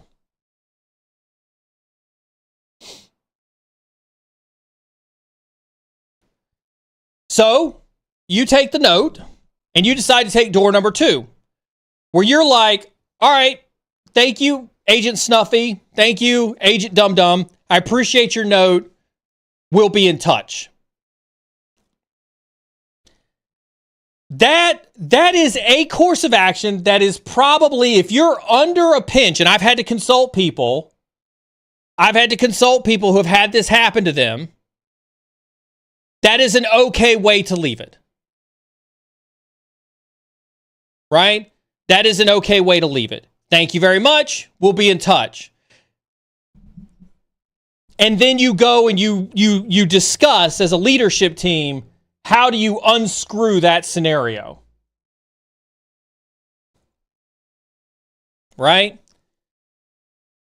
The right way to handle that, and I see it in chat, right? A lot of you can allude to this, right? The right way to handle that is when your secretary calls you and says the FBI is in a conference room meeting with you, before you leave your office, you're on the phone calling legal. If you got outside counsel, you're calling outside counsel. If you've got a legal team in your company, you're calling the legal team in your company. You're saying the FBI is in conference room XYZ. I need you over there right now. Right now. If the FBI shows up at your door, there better be a lawyer sitting right next to you when you go meet with the FBI. And it's nothing against the FBI. Listen, I've done tons of work for the FBI since being out of the military. Those guys have a hard job. Right? I don't disparage them at all. They have a hard job. But if they show up at your company, whether it's for you personally or for the company as a whole, there better be a lawyer sitting right next to you, and the FBI is going to hate it. Listen, I took a meeting. I'm not going to mention the company that I was at when I took the meeting, but it was a company that I was with that didn't have an internal legal team. They had outside counsel. And when I called outside counsel was a legal firm that was in a different state. Right? So they couldn't exactly get on a car and be at the office in 10 to 15 minutes, right? So I had to take the meeting by myself, right? They had asked me, I'm trying to think what I could tell you that they asked me for that doesn't give away the company that I worked for, because it's not state secrets, the companies I've worked for. You could probably figure it out.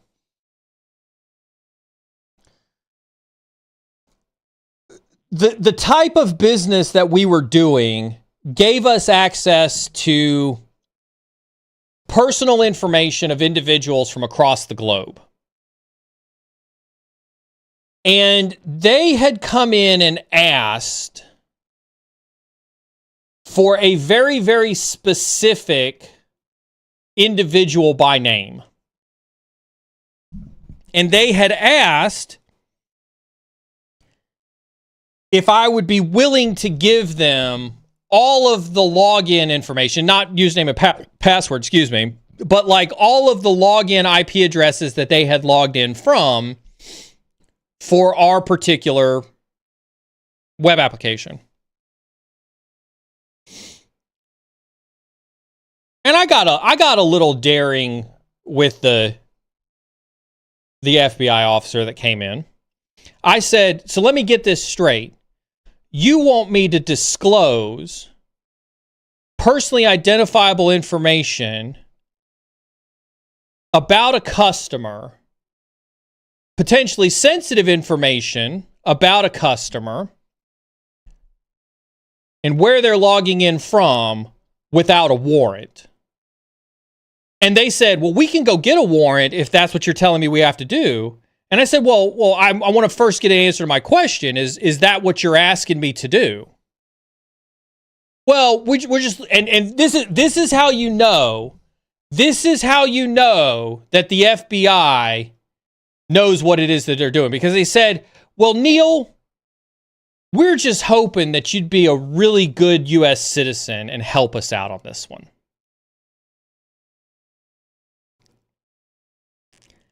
Gentlemen, thank you very much for the request. I'll be in touch with outside counsel. Depending on how outside counsel wants to handle this, I'll be more than happy to accommodate your request. Is there anything else I can do for you today?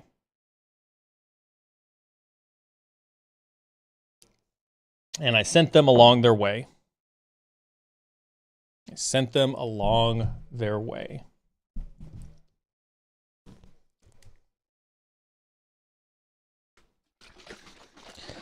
If the FBI shows up at your door,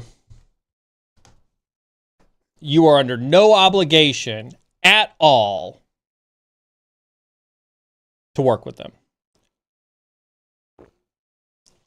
And this has been the problem. This has been the problem with FBI partnership, right? This is the problem with InfraGard. This is the problem with any type of government private sector partnership. All this to talk about government private sector partnerships, right? The FBI is quick to enact partnership when they need something from you. But when you need something from them, it's classified, it's part of an ongoing investigation, it's late if it happens at all, right? It's super, super frustrating. It's super, super frustrating. Right? This is why InfraGard failed. When InfraGard first started, they were like, sweet, we're going to have access to, the FBI. We're going to have access to classified information. We're going to be able to, get ahead of attacks or something like that. Never happened. Never happened. Because there is indicators on the high side systems. Right? There are lots of indicators on the high side systems. But to get that indicator, right? So an IP address, in a lot of cases, can be classified at the top secret level. Not because it's an IP address, but because of the methods in which that IP address was discovered. So let me break that down for folks who don't understand national security classifications, right? 192.168.1.1, right? Let's assume that was the IP address of, an Iranian C2 node that targets banking infrastructure, right? If there's an intel report, and in that intel report it has an IP address and an attribution, then that paragraph is classified.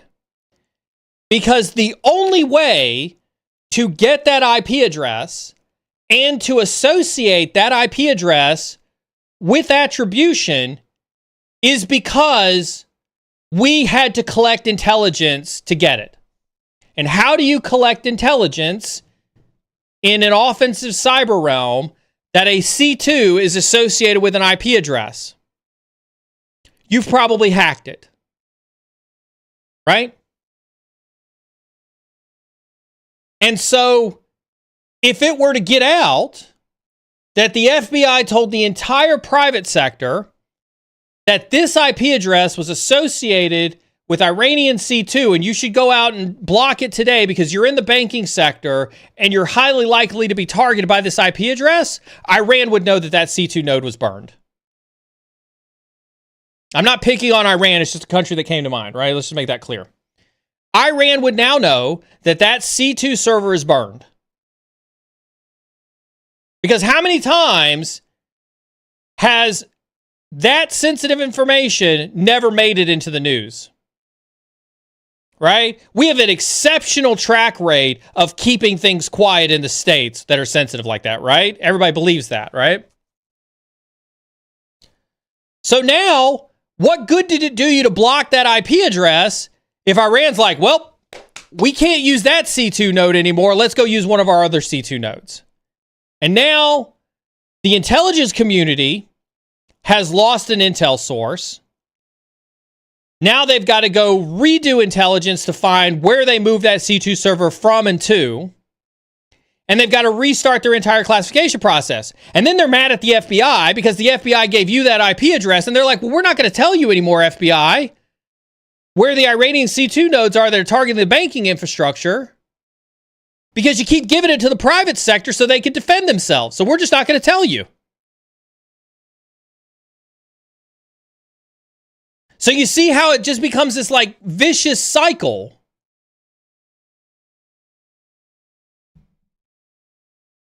Right? This vicious cycle of intelligence gathering, disseminating intelligence, keeping it classified, FBI getting access to it, deciding to be good corporate citizens and send it to the public putting in controls, it hitting the news agencies, Iran getting wind of it, changing C2 nodes. Right? And it is because of this that you cannot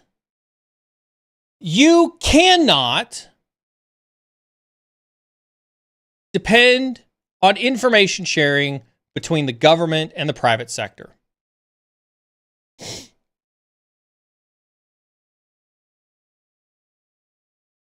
Absolutely. This is 100%. This is spot on right here, right? It's like how the British in World War II couldn't act on decrypted information from the Enigma machine, or it would let the Germans know they broke it. Exactly.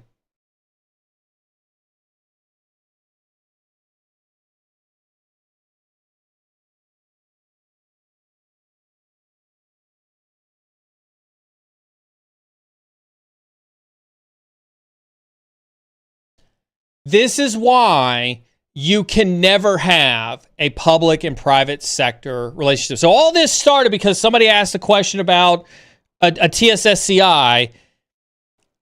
And this is why private companies don't care about security clearances, because they don't benefit from it. They will get no benefit from you having a TSSCI at all. And so if there's no benefit, why would they ever pay for it? Why would they ever pay for it? Somebody over on the platform, Anita says, I'm scared to search what's a C2 server. Don't be scared. Don't be scared. We'll answer it here on stream. Command and control, usually a central hub, to direct offensive security actions.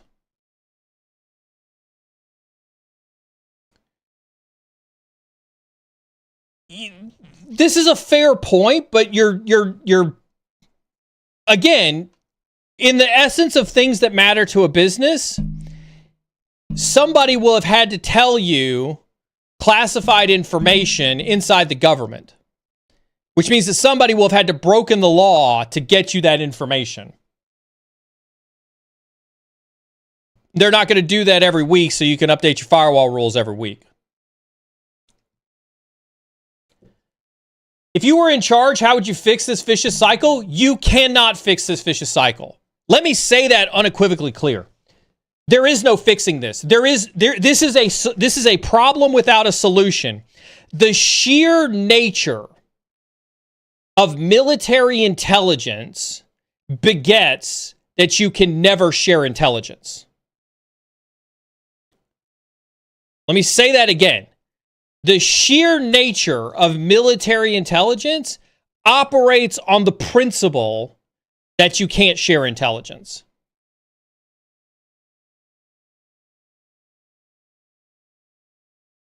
It's why compartmentalization is key in military intelligence. This is why I mentioned a few streams back working on projects, not knowing what you were working on, right? The compartmentalization of information is what makes intelligence companies or intelligence organizations successful at the end of the day. Right? And so you can't fix this vicious cycle. This is why so for my threat intelligence folks in chat, I know Jens is still around. I saw Jens commenting. Glad to see you, Jens, as always. Right? This is why I struggle with threat intelligence in our industry. Here's a hot take. Here's a hot take on threat intelligence.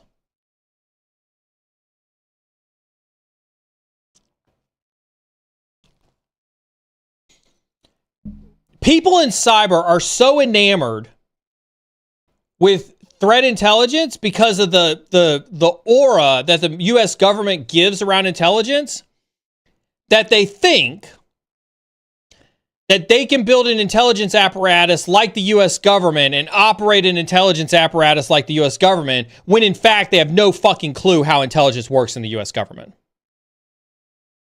Right? They think that if they just mass collect a shit ton of IOCs, that they're as awesome as the U.S. government when it comes to intelligence gathering. Oh, I've got access to 51,491,251.64 dark net forum sites.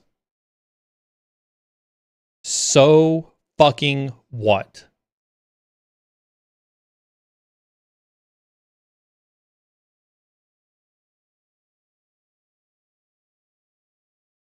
Right?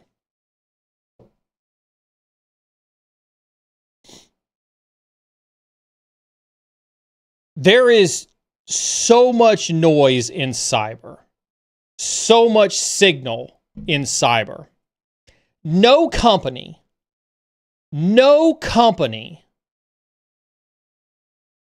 could ever match a government intelligence collection agency. They're building a fucking data center in Utah to do intelligence collection. You will never in your life be able to fathom the sheer amount of data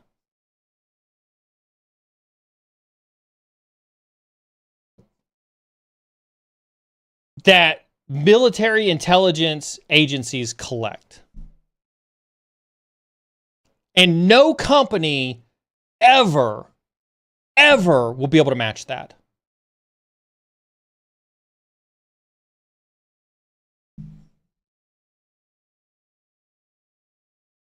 And so, and on top of that, think about the raw compute that it would require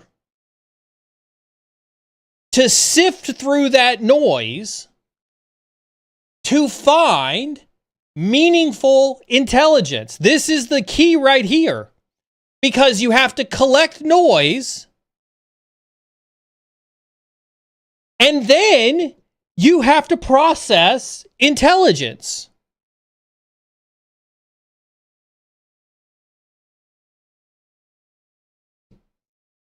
No organization. And again, I've worked with the Recorded Futures of the world, and you know, I was a fan of Recorded Future. I've deployed them twice, right?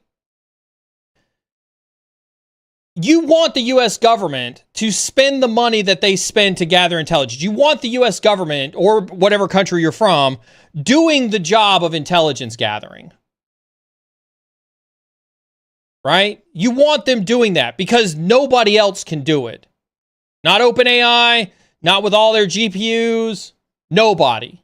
You want the U.S. government doing it. Right? This is not conspiracy theory. This is one of those times. Let me put a super fine point on this. This is not conspiracy theory. I've been in these rooms. I've seen these rooms. Right? And it's not just AT&T. It's every telecom provider. There are rooms. There are locked rooms behind some of the most securely guarded physical security elements I've ever seen in my entire life, where its entire purpose is to act as a broker for all telecom communications going into and out of that facility. This is not conspiracy theory. This is not tinfoil hat. This is architecturally designed by the infrastructure.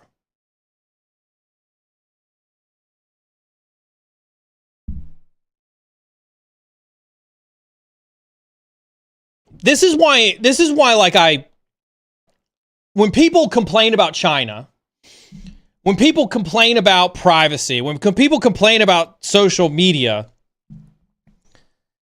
I want you to understand, if you've been on this earth for 20 years and you've used any piece of digital technology in 20 years, which means that you're listening to this stream right now, consuming it on a digital medium, whether it's your cell phone, an iPad, a computer, your traffic has been and will continue to be intercepted by the U.S. government.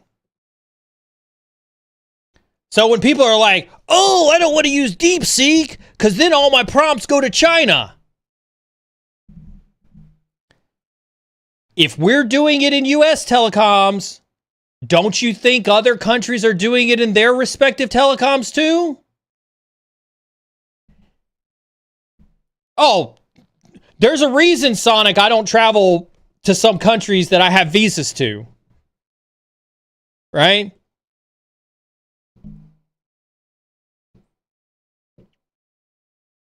I'm telling you, some of you are like, and again, like I'm not a conspiracy theorist. I don't subscribe to a lot of conspiracy theories, but this is one of those that I can unequivocally tell you, this happens every day. Every day.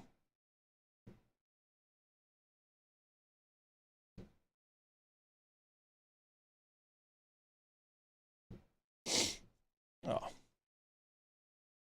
I'm not saying don't care about your privacy. I've literally had people like blast me on the internet saying I don't care about privacy. No, I'm here to give you the real honest to God truth about your privacy. Your privacy is fucked.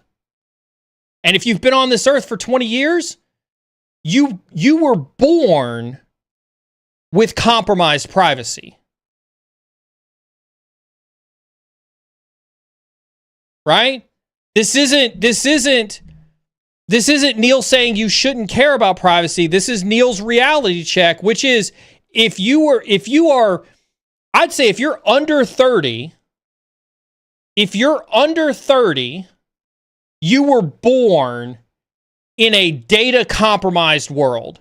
From the day, yeah, I see Equifax, my military folks who were part of the OPM breach, right?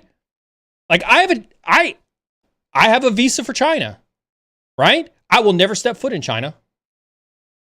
I will never step foot in China. Russia? I've been to Russia once. I had a layover in Moscow. And when they found out, when they looked at my passport, they instantly knew who I was, where I worked, and I was held in a room for 2 hours with nothing. Nobody talked to me. Nobody said anything to me. Nothing. And then they were like, you can go to the rest of the airport now. Right?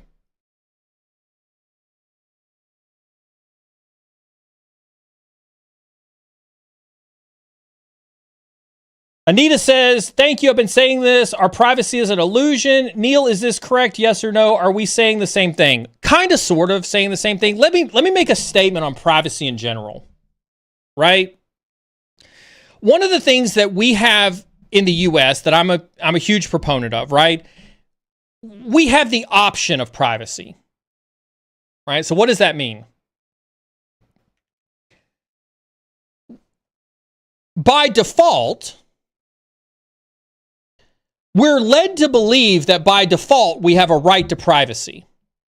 But so many systems have been put into place over the years, over the decades, that there is no default right to privacy.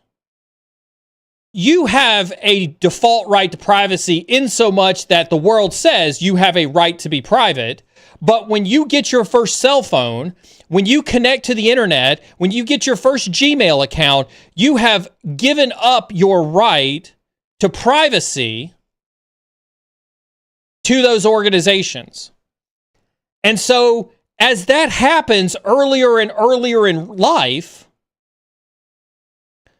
you've voluntarily given up your expectation of privacy earlier and earlier on in your life. And if your parents who are unaware of this as well may have done it on your behalf when they started you a Facebook account so they could show pictures of you to the family, right? Who knows?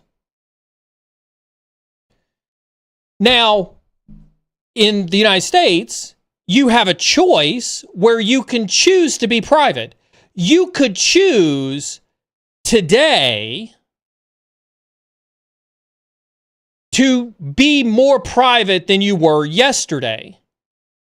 And so, yes, you can go to, Graphene OS. You could drop your iPhone for a hacked or for a backdoored Android with Graphene on it. You could do Brave instead of Chrome. You can have a USB thumb drive with a standard gold image of a Linux OS that you boot from every time. You have the choice. You have the choice and the right to be forgotten.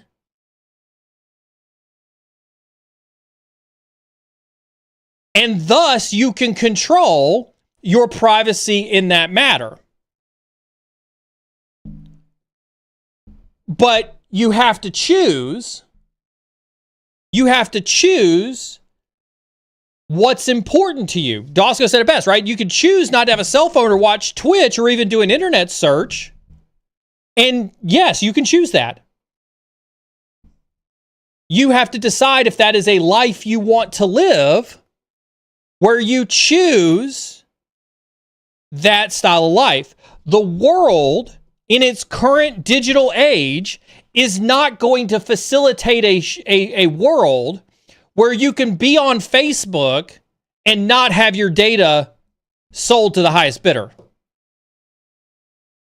Meta is not going to do that.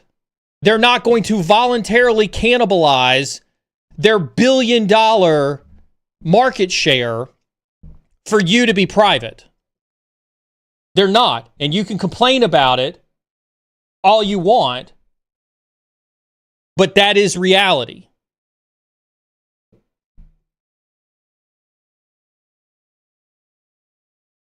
Right?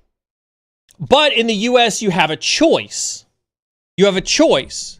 In a lot of countries, you don't have a choice. You don't have that choice in some countries. And so I'm very grateful. Like, I will complain about it because that is my right to complain about it. But I'm very grateful that I have a choice. I could choose to disconnect 100%. Make no mistake about it. I have a disaster recovery plan for my family for just such an occasion. Right?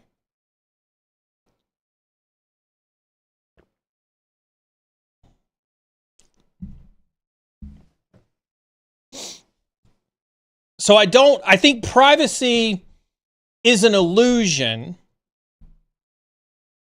We are lucky enough to have a choice in some countries, but you do have a choice for your privacy.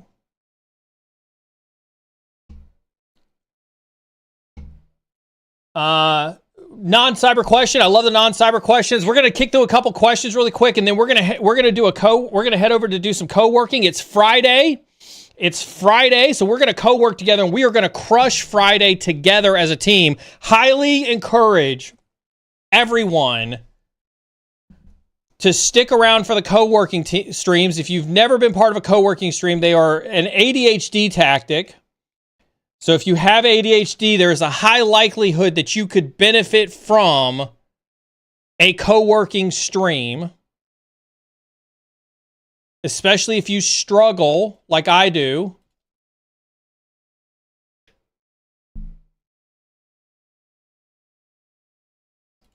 With attention. If you're over on one of the other platforms that shall not be named, I encourage you to come on over to Twitch. That's where it's going to happen. They will eventually, Callie. I miss working with you. As much shit as I give you, you're a joy to work with. I really do appreciate you. But I encourage everybody to stick around for the co-working streams. We did add some channel points. We did update some of the channel points so that you can interact with the environment around me. Right? We've got, you can send me to go do some putting practice. You can raise and lower the blinds. There's a TV that we put on display over here. You can change the background on the TV. So we did add a lot of interacting stuff as well. I'm not going to raise and lower the blinds while I'm on this view, Sonic, because this camera is set to a specific set of focus. And if I raise the blinds, it will basically be a washout. No. Because of that reason, Sonic, it's not full auto mode when I'm on this view. Yeah. So when we go co-working, we'll raise the blinds. You can redeem that one. So good job. No, I took it off auto remote because, like I said, in this view, if I were to, I don't have the remote over here. If I were to raise it, I would get completely washed out here. You got tons of time, Anita. You got tons of time. We'll probably co-work till probably 2:30 or 3 today Eastern time. So we'll get a good sprint in today. Definitely not sec related. By the way, this will be we'll do a last call for questions. We'll hit all the questions that come through here in the next few minutes, and then we'll call it. What earbuds do you use? Also, congrats on the game. I'll put a link to the earbuds. I got these 5 years ago when I started streaming. So I actually forgot what earbuds these are, but they've been pretty awesome. On the expectation of salary, how do you approach the HR question on what's your salary expectation when they insist on a number, even when you state that the current market rate for the role is what you align? And after you give a range according to the market rate, they reply with, it's above our budget, and that's how you lose the role. I need inputs for this situation from anyone. Thank you. That's a great question. I love this question, right? The salary expectation question is hard, right? I completely empathize with you. This is where I will agree with Nitronic Deer on the knowing your worth, right? So first and foremost, Business 101, whoever says a number first loses. Right? Whoever says a number first loses. Kind of to your point, if you say a number, it gives them an opportunity to respond with the number.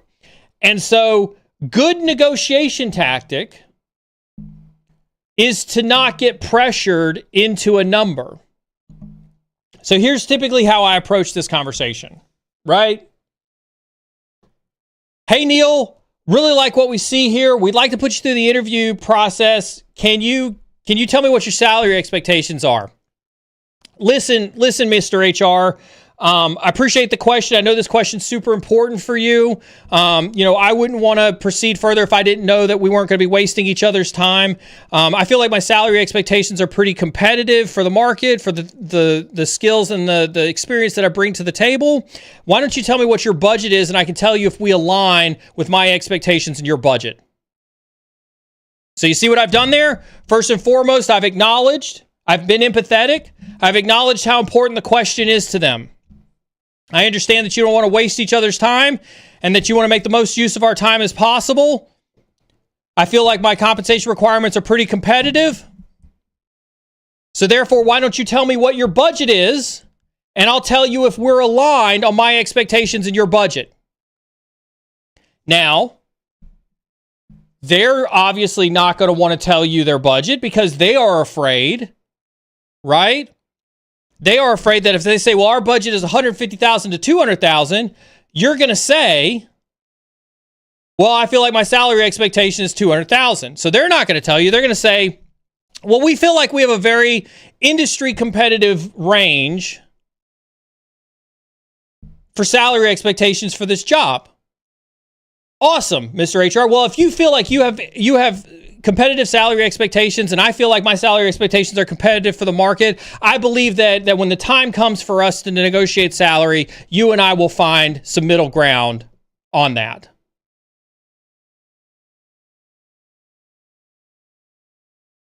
Right? So again, we're not giving a number.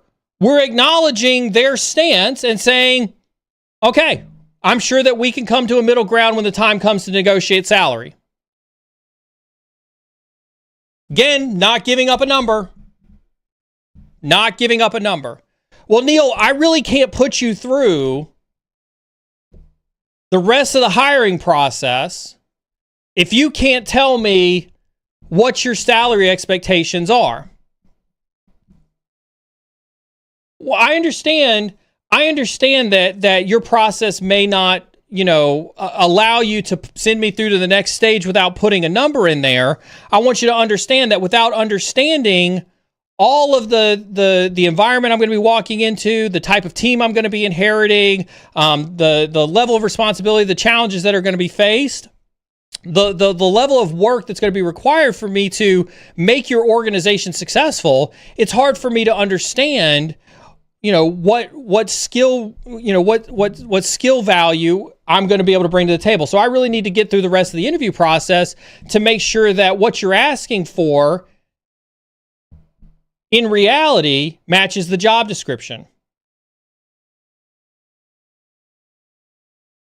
Well, Neal, we just can't proceed with this interview if you don't get us a number.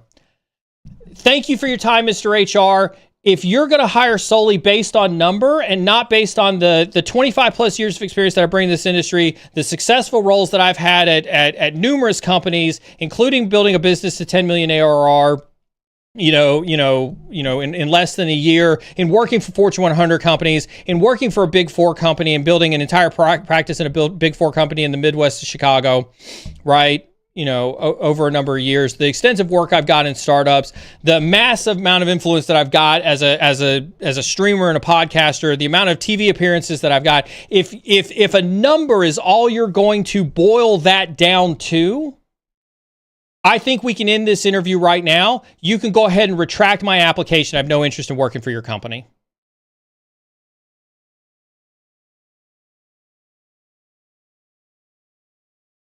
That is exactly how I would handle that conversation. If they're going to boil you say that. Like, I respect and I appreciate this. Listen, back to what we said at the beginning of the stream, if you've positioned yourself as a way to solve the company's problems, and you're sitting there in front of HR, somebody has said to HR, a hiring manager has said to HR, I think Neal could solve our problems. Go put him through the interview process. A hiring manager said that.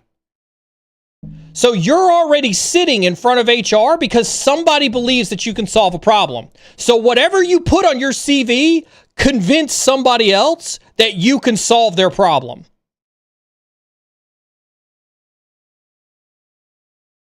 And so you should have that same level of confidence when you sit in front of HR that you're sitting in. HR doesn't make the decision about whether you get an interview. Some hiring manager looked at your resume and said, put them through the process.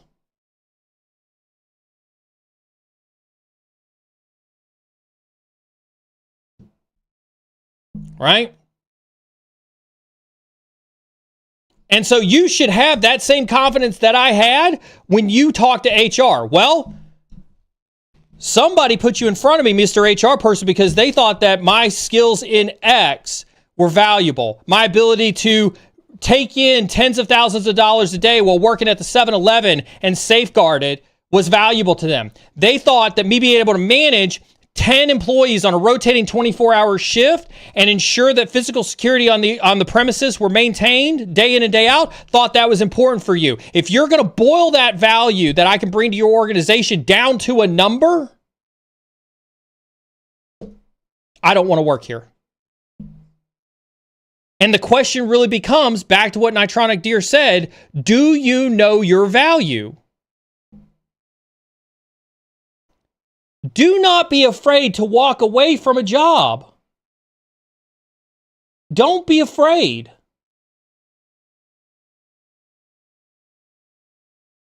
If you're afraid to walk away from the job, then take whatever it is they give you. Back to expectation setting.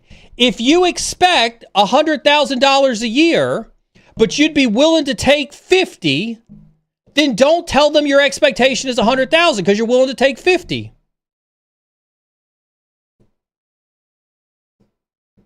But if your expectation is $100,000 and you're not afraid to be told no, you're out of their budget, then tell them $100,000. And when they tell you you're out of your budget, be like, cool, this isn't the place for me. I walk away.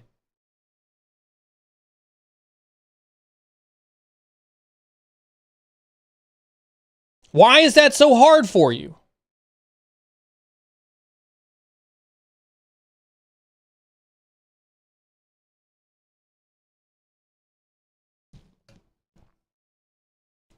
Right? Do not. This job market is hard. Thank you. I knew somebody was going to do it. Somebody with the victim mentality. Not everyone is employable as you. Bullshit. Bullshit. Do not victimize yourself. Nobody here is a victim. Everybody is employable. I have trained legal assistants on how to do hacking for the United States government. Everybody is employable. Back to expectation setting. You may not be employable because you expect to make $4 million sitting in your home in BFE, Utah, because you refuse to move to a major city.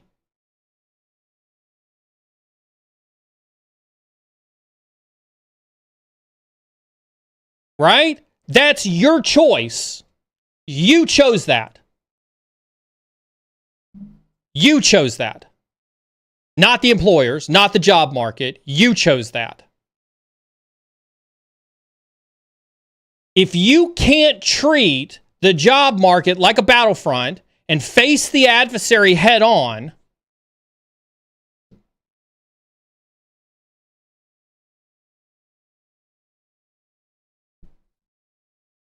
that's your fault. Own it.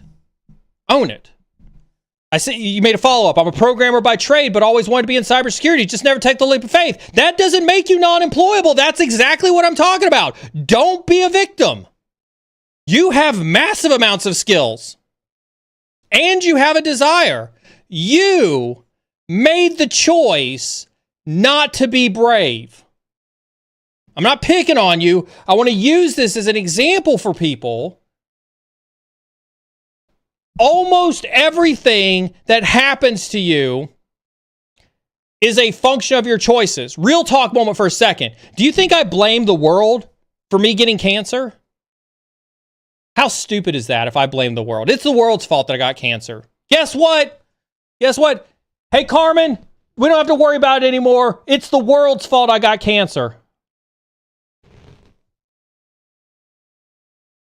It's the world's fault that I got denied for that banking job 3.5 years ago because I didn't have a degree.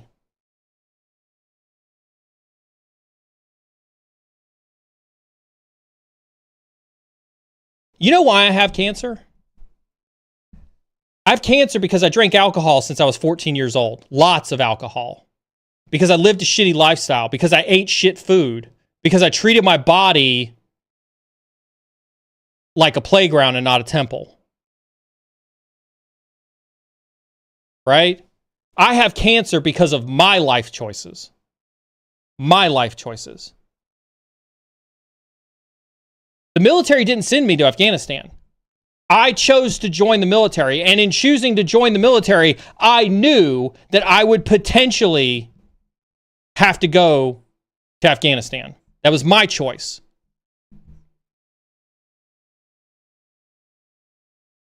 Right? My choice. If you, and I'm not calling this individual out, I'm saying this to whoever is listening to this now, watching the VOD, or if Jens clips this and puts this out on the internet, I'm saying this to you. If you're watching this and you're blaming the rest of the world because you don't have a job in cyber, because you can't get a job in cyber, if you're blaming the environment around you,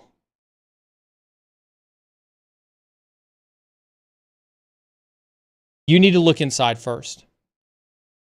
You are the only one that is responsible for your life. You are the CEO of your life.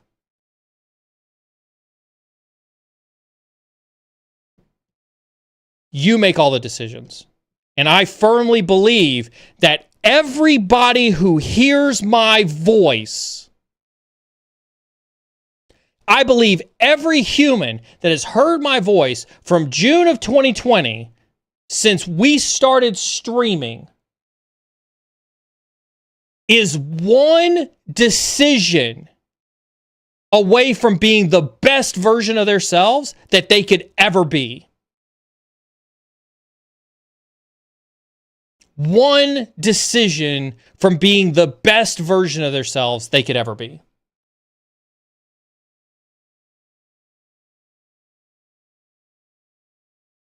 Imposter syndrome is real. We have a video for that. I give you 4 actionable things that you, anybody, can do today.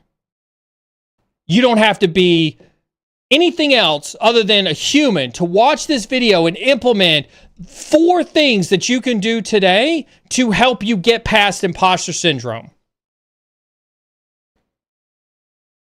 And if that wasn't enough, we have Discord. We have an entire channel where you can not just go through and read. I encourage you to read other people's imposter syndrome. You will see that you are not alone in it. It doesn't go away. I have it today. I have told stories about my imposter syndrome on this stream today after all my years. I have them. Listen, Callie is on a binge to get me to post my N8N content. Do you know why I won't post my N8N content? I'll be 100. This is it. This is transparency. This is real talk 101 right here. Because I'm embarrassed. I'm afraid of being judged. I am afraid of being judged. I put myself out there on the internet, and I'm afraid of you all looking at it and judging me for it. I just sat up here and gave you a dissertation that I could walk into a room and pimp slap an HR person over salary, but I won't post my N8N content out of fear of you judging it.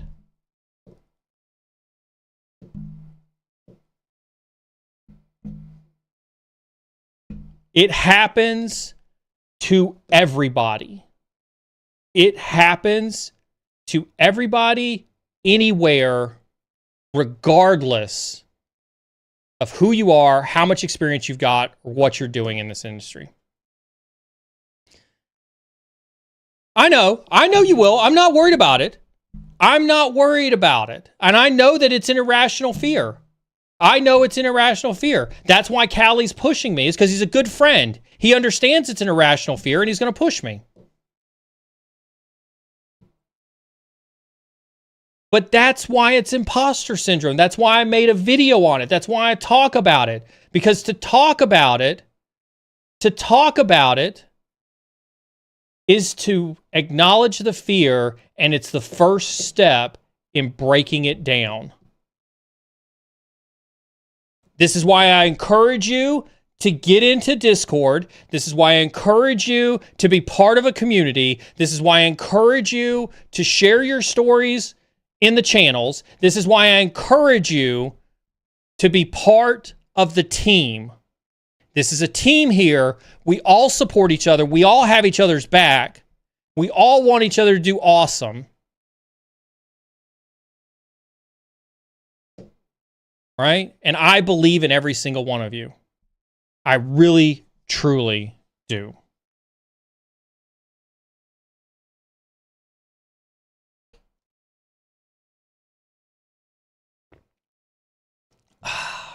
All right, I think that's a great opportunity to transition to co-working. So again, ask everybody to stick around for co-working if your time, your schedule, your work ethic, or not work ethic, but your work environment allows for it. If you're over on one of the other platforms that cannot be named, I encourage you to hop on over to Twitch. It's the best place to participate in the co-working streams. Co-working is an ADHD tactic for body doubling, where we all sit down and we try to hold each other accountable throughout the day by working. There's a task list. I still didn't make a Stream Deck button for that one, so we'll move this over here like this. So this is the co-working stream view for that we have. There's a task list that's interactive with chat. We've got a task helper here, if I could spell it right, where anybody can add the task that they want to do. So let's do this. Let's add a task for a Stream Deck button. If I could spell button right. Okay, because I try to ignore my task list every day until I sit down for the work and I start the task list clear. Shh, quiet. Everybody can participate in the task list. We'll have a timer that'll run. We usually do the Pomodoro schedule timer, where we do 60 minutes off, 15 minutes off, 60 minutes on, 15 minutes off, unless of course I get a Slack call and then just like forget about the breaks. And then the timer is a little bit like firewall rules at a company. They just don't matter. Listen, I appreciate damn it, there we go. Let's do this one again really quick. I appreciate all y'all so much. Y'all are the best part of my week, hands down. And I mean that with my heart, 100%. I love hanging out with you. I love sharing my life. I love sharing my stories with you. I do believe in all of you. I mean that from the bottom of my heart. Not a single soul that I've talked to in the last 5 years, I don't believe has the potential to be better than me tomorrow. Hands down. Better than me tomorrow. Right? My only favor is that you share this with somebody who could benefit from this content, whether it's cybersecurity related, life related, motivation related, whatever the case is. Share it with them. Invite them here. Bring them along for the journey. Whether you're on the red side or the blue side, stay awesome. We'll transition over to co-working. I'm gonna send our folks from the other platform along their way.